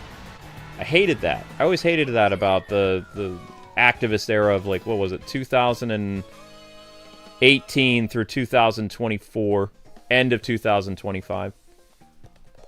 They just ruined everything for, like, almost a decade. Comic books, movies, video games. They just had to put their filth and stench everywhere. It's so annoying.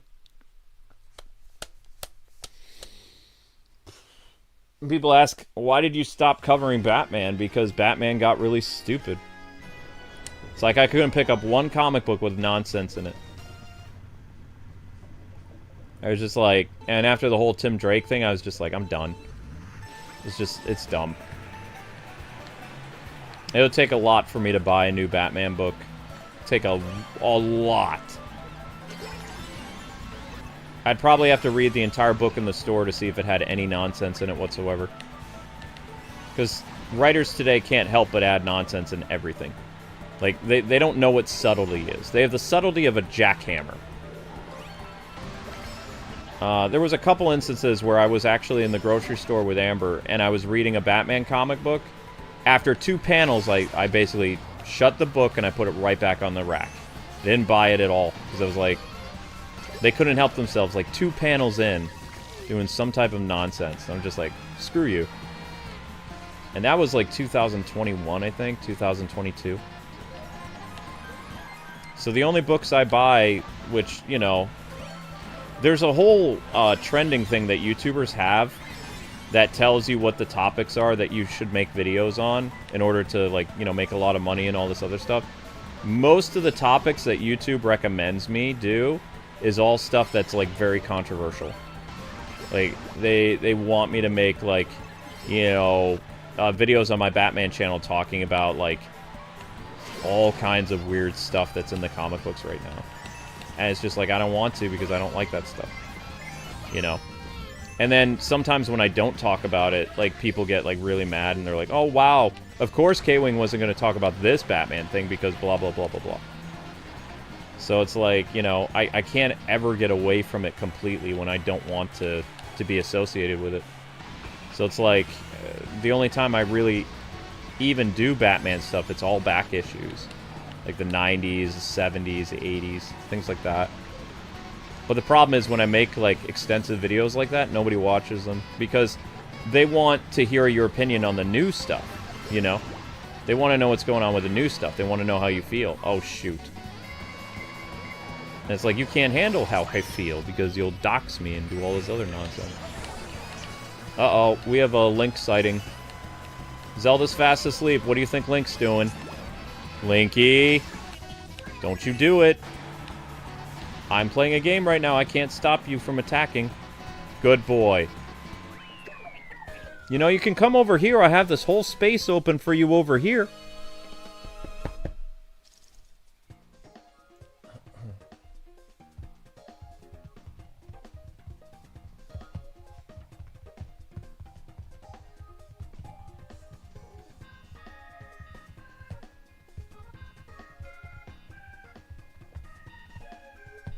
I can't be me, GameWing.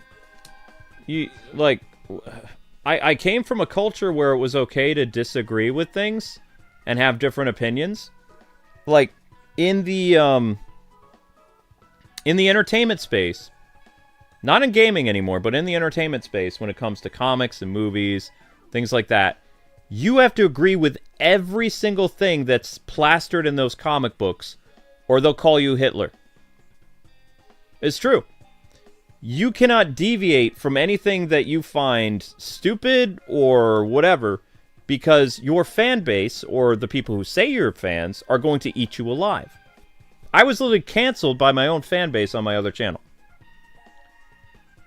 You know? My common sense takes got blown out of proportion. And my own fan base, a decent number of them, who went crazy, attacked me over just differences in comic book opinion. And the thing is, what's hilarious is, if you go back to comic books of the 60s, the 70s, the 80s, the 90s, the 2000s, the 2010s, any of that, no one ever got in trouble for having, like, a opinion or a taste difference. These weirdos who got a hold of comic books made it so that you would be dehumanized if you said anything against their agenda. And they would cancel you over it. So even if you're trying to get away for things, like, I still love Batman, don't get me wrong. But I don't buy his new books because I don't support the people who are writing them. I don't want to give those weirdos my money. No way. You know, I'm a big supporter of, like, you know, paying for something I actually like Crunchyroll or, like, manga or video games or something. You know, why in the world would I give people money who hate me? That's, you know, that's the most bizarre thing you can think of. And yet, they expect it. They demand it. They go to their Twitter all the time. They're like, I made a new book, and if you don't buy this, ha ha ha. You know? Says a lot about you if you don't buy this. I mean, these people are like stark narcissists and crybabies. It's so weird. But I mean, comic books, unfortunately, is lost. You can never save it. It's done. Eventually, they're going to run out of money and they'll be over. David Zaslav already said that, you know, if something ever happens to the comic book industry, he's just going to hire people to make graphic novels so they can still make movies. But the comic book industry is like, they're listing. They've been in trouble for 10 years. The only reason Marvel hasn't gone out of business is because they have Marvel, you know, Marvel has Disney as their parent company. And Disney can print money for the most part.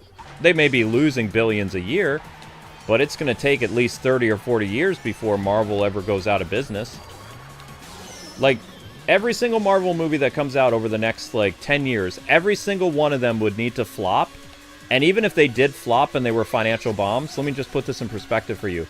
Disney has so much money, even though they're losing money, which would have put, like, several game developers out of business by now, because Most companies can't survive to operate at a loss every year in the billions.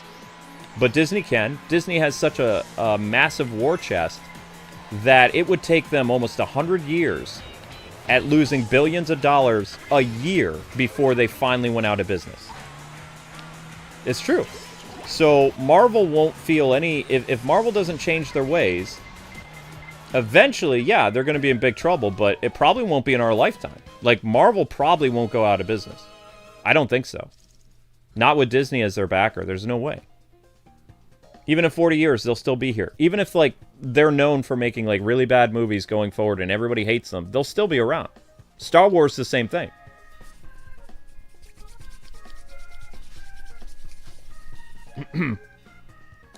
But Warner Brothers is in a very precarious place because they don't have a giant backer. Warner Brothers is nowhere near as successful as Disney has been.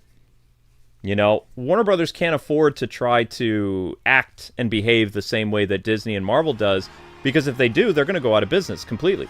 Like, they can only afford to act like this another 10 years or 15 years before they really start to feel the impact. Like, we came from a time where Batman books averaged about 200 to 300,000 sold a month. On average. And that wasn't just for 1 year. That was for years. Throughout the 2000s, Batman books topped the #1 all the time for hundreds of thousands of sold. Do you know what Batman books are right now? They barely cross 100,000 sold a month. Barely. Because the comic book industry is dying because people are tired of the nonsense. And they like to make all kinds of excuses. They're like, well, you know, comic books are more expensive now. It's like, not really. They're about the same as they were when you count inflation from all those years ago, like 15 years ago. It's the content. But people are too much cowards to be like, yeah, maybe we shouldn't have gone in that direction and writ those stories and changed those established characters and blah, blah, blah, blah, blah. But they can't. They can't say it because they fear their own fan base.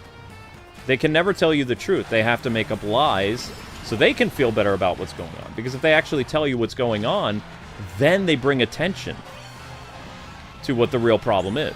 My problem is, as someone who believes in justice and honesty, what's always gotten me in trouble is when I speak my mind, which is the truth, by the way, the truth gets you in trouble. Because the truth is like a knife that cuts you deep. And you don't like hearing the truth. A lie is something that you want me to say. You want me to be like, yeah, I love all the new stuff, or blah, blah, blah, blah, blah, blah, blah. But when I say I don't like something, it causes people to go ballistic. They can't accept it. They're like, no, it's just blah, blah, blah, blah, blah. It's like, no, I don't like it because of this reason. And it could have been a lot better without this. And they're like, no! They can't handle it. You know? Because what I say resonates in their soul and they get mad. They're like, I grew up reading Batman books because, you know, because of you, and then you went to the path of the dark side. It's like, no, I went to the path of sanity and common sense where I've always been. You were the weirdos that, you know, basically turned into the villains of your own story. You followed a cult trend. That's not on me, that's on you. I've been saying the same stuff for 20 years if you were actually paying attention and listening, but apparently not. Even some of those lore videos that people said, oh yeah, I love listening to all this stuff. It's like, I said the same stuff 20 years ago, Jacko. It's like, seriously? Were you not listening? Saying I changed. No, I haven't changed in 25 years. Ambi, what happened? 1 second, guys. Ams?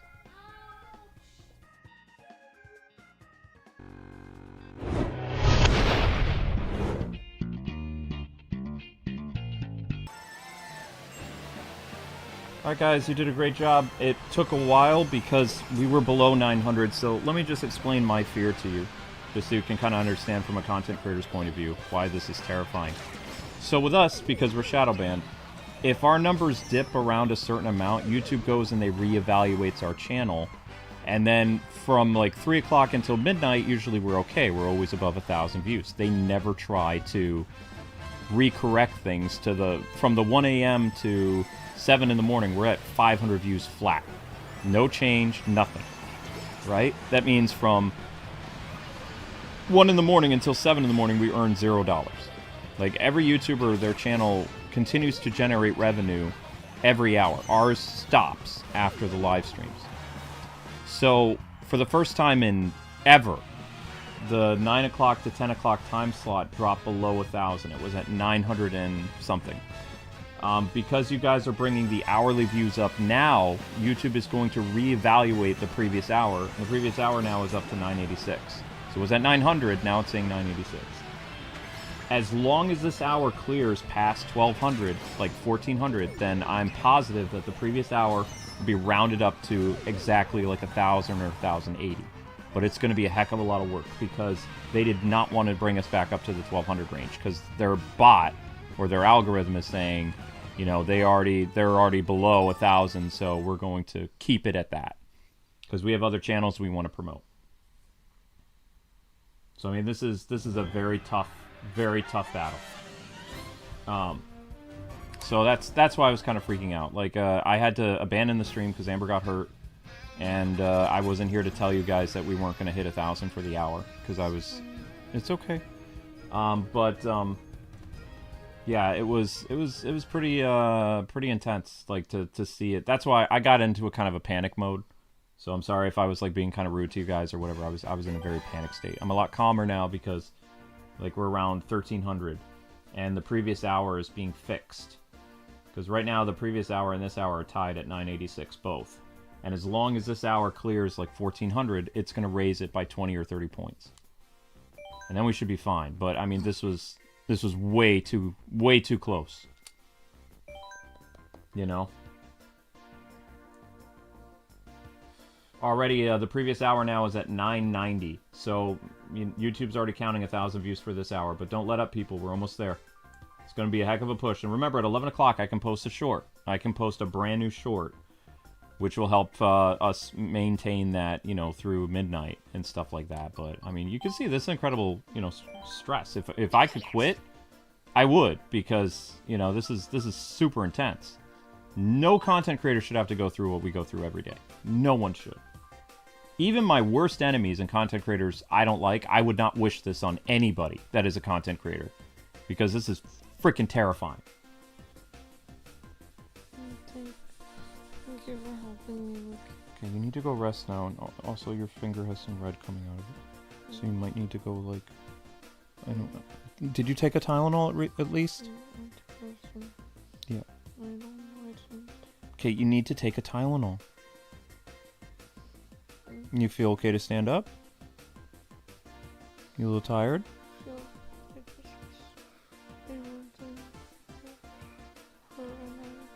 Can't hear you mumbling. Do you want me to get you the Tylenol? No, I don't have any Tylenol. What do you mean you don't have any Tylenol?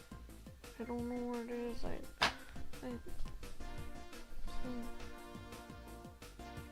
just gonna. I don't need to bother.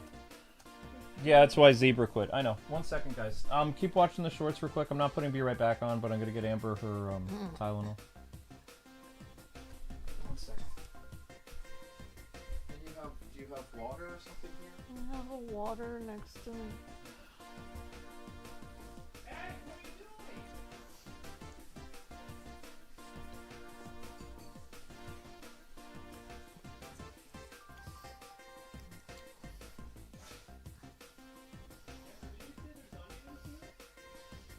doing? Yes. Oh my gosh. Zelda, that's dangerous for you to lick.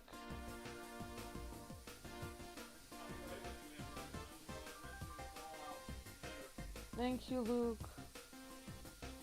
Sorry.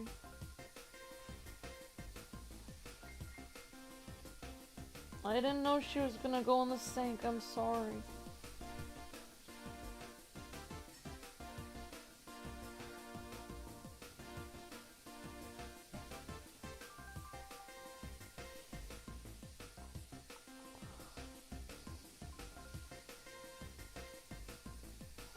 Honey, I can figure it out on my own.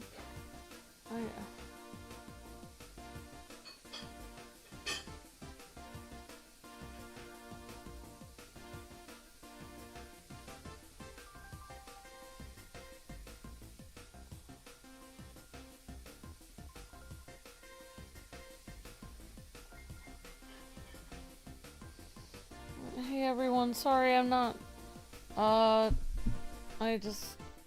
don't know, I'm not feeling the best. I just wanted to sit next to Luke and watch him stream, because I wasn't feeling the best because my finger hurts. I don't really know, I forgot what he got up to do. I guess he went to get me an Advil, so I don't know.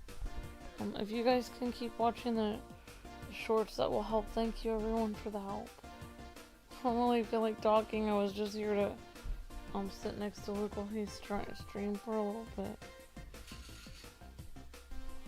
Sounds like a weirdo.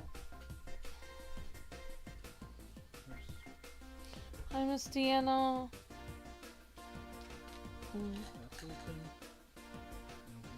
Hi, hi, Captain Zach. Hi, everyone. Yeah, sorry guys, I was just in a lot of pain. I cut my finger pretty bad, I don't know. I'm sorry, I just... If you can't seal that, I can seal it back up. Okay, don't squeeze because the water is full.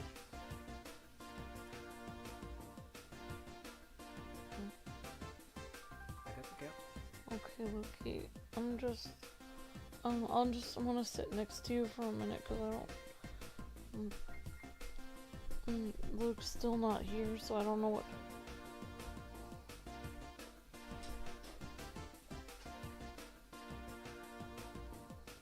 I cut it, I just cut it. I haven't actually looked at it too much. All I know is it hurts a lot. The Tylenol will help with I cut it on the tuna. I cut it on the can of tuna and it sliced it really, really deep.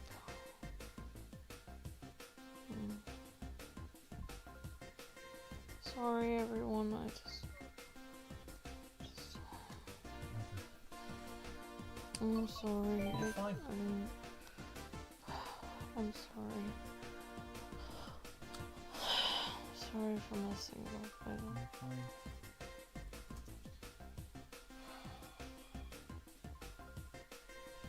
Sorry everyone. You're fine.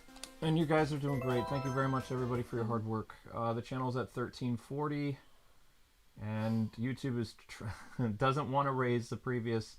We're 10 views short of 1,000 from 9 to 10, but as long as this, how this works is by rounding up. If we cross over to 1,400, we will get 1,000. Because YouTube will reevaluate the previous hour. If we only cleared like 1,000, then both hours would be 900 even. Because that's how their bot works. Or their algorithm or whatever it is. So we just have to really fight really hard. Even if you guys have clicked the shorts, just keep clicking them. Because this stream has already got 1,000 views. It stopped quite a while ago. It's been 1,000. I don't actually know what my cut looks like because I was just squeezing my finger so hard and it hurt so much because all I know is the can caught on my finger and I had to. I don't really talk to them. I heard you. Like I put it on Be Right Back as soon as I heard you yell.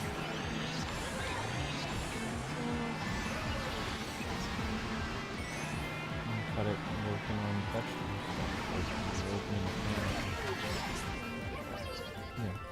I'm sorry, I'm not. I think I should just go upstairs. Why? You didn't do anything. I'm not very fun on the screen.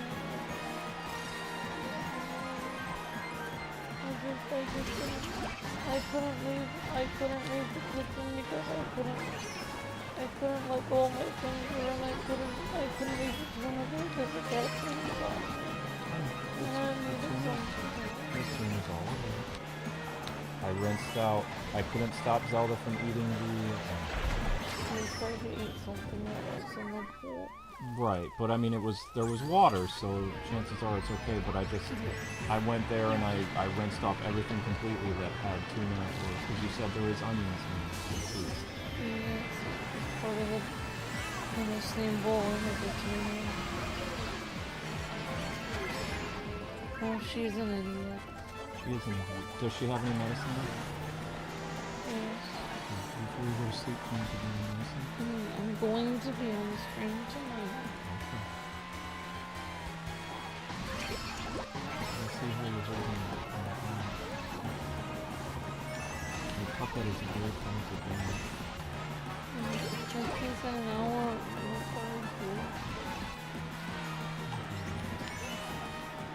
If I was realistic, I would have worked on YouTube. Okay, alright, yes.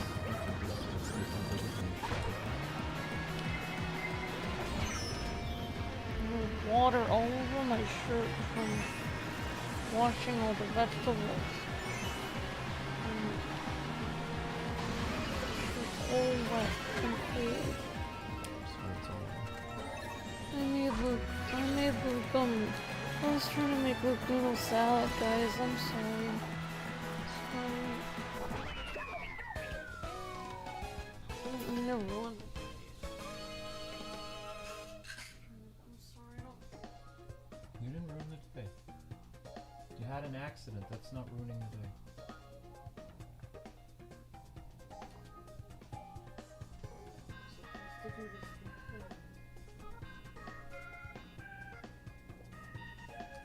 Come on, guys, we're almost there. 9 minutes left. Just click that link like crazy.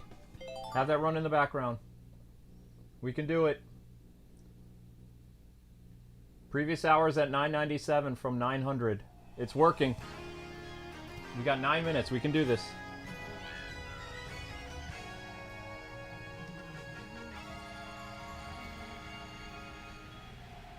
Amber safety comes first. Yes, it does.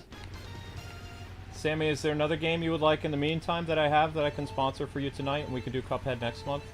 Because I still owe you two streams.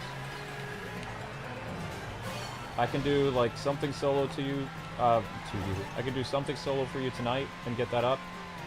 And then Amber can do Cuphead in June, if that's what you would like. I mean, I don't have Mafia and I can't put Mafia on this channel.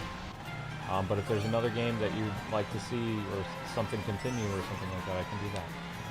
Because I really don't think she's not even holding her phone very well.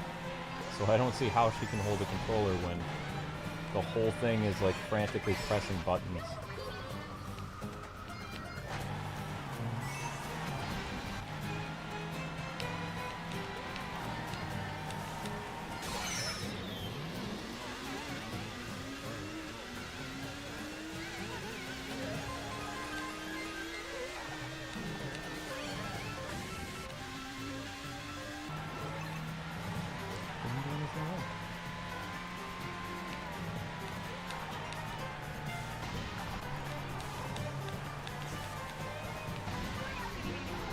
Thank you for making dinner. I'm sorry that you got hurt.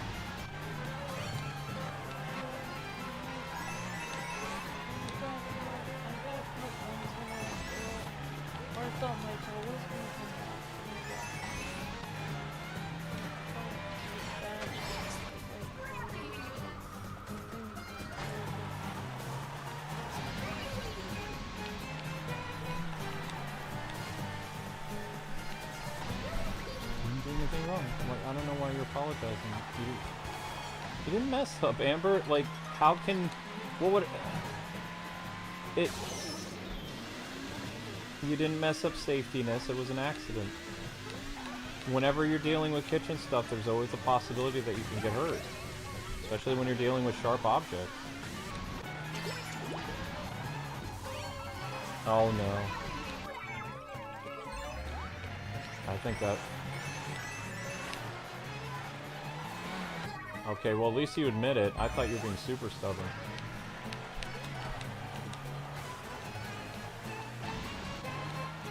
I don't think you'll be making any sandwiches tonight, honey.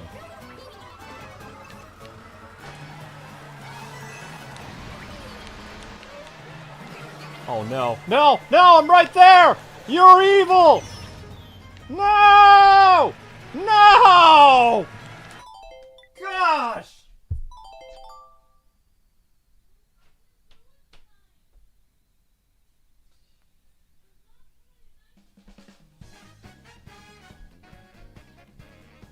Arkham City? What do you want me to do in Arkham City? Just free roam?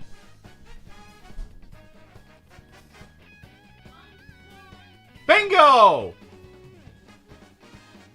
See? I told you guys. I said if it cleared 1,400, YouTube would have to raise the previous hour up. We did it. We honest to God did it. Boom. Boom. See? See? Their algorithm has to readjust. Fantastic job, ladies and gentlemen. Yeah!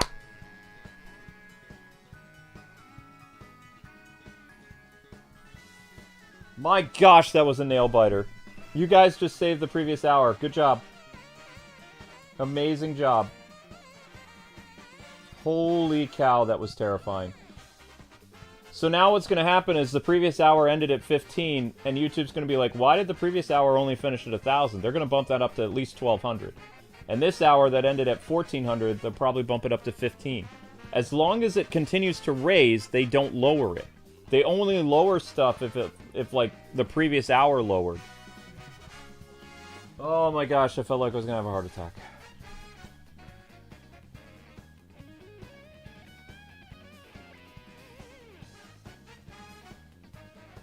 Just free roaming in Arkham? Do you care if it's the Switch version? Wait, actually, do we have the we have the Switch version still installed? You guys don't mind, right? You don't care. We should have Arkham. Yeah, bingo, I have Arkham installed. Of course I do. Why would I take Arkham City off this? Yeah.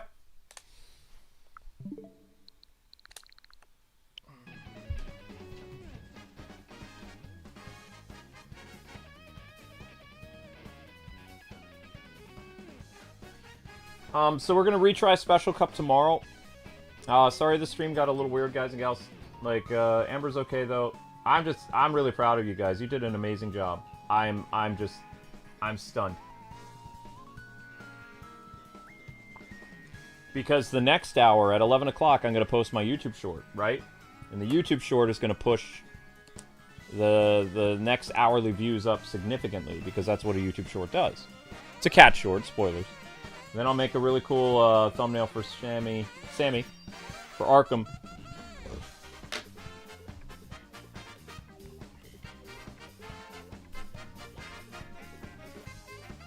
Yeah, we were talking about Trash Day, which is very relatable to all adults.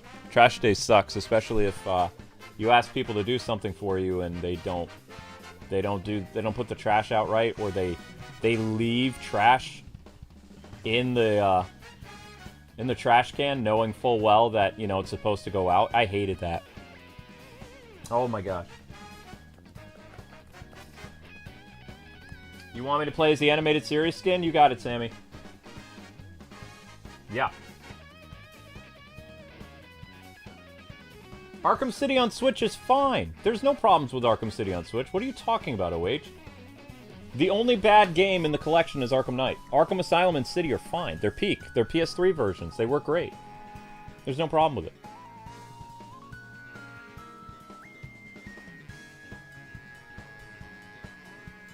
I mean, we have a dumpster, but I had a, our previous place we lived in, the trash people for the complex were supposed to come and pick up the trash so they could deliver it to the garbage people, like the previous, like, complex we lived in.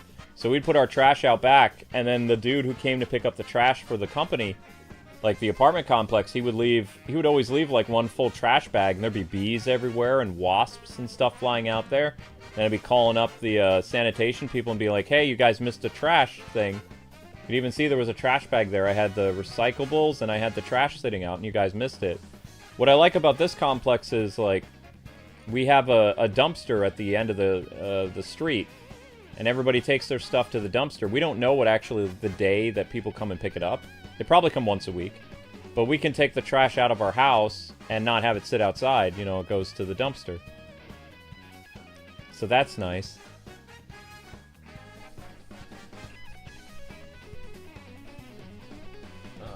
Alright, so anyway, guys. Mario Kart will continue tomorrow. You got 1,000 views. Well over 1,000 views. You did fantastic. Gonna do a cold stop. Thank you so much for bearing with us and getting the previous hour past 1,000 views. You guys are breathtaking. Thank you very much.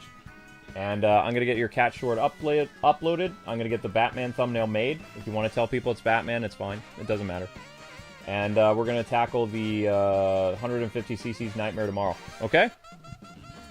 Just so you know, I don't know if Fantasy Life is coming back tomorrow. Fantasy Life is at 987 for episode 7. It's close, but I mean, you know, it needs some love. So if you guys want to give some love to Fantasy Life, feel free to. I will see you on the next stream. God bless, happy gaming, see you in a bit.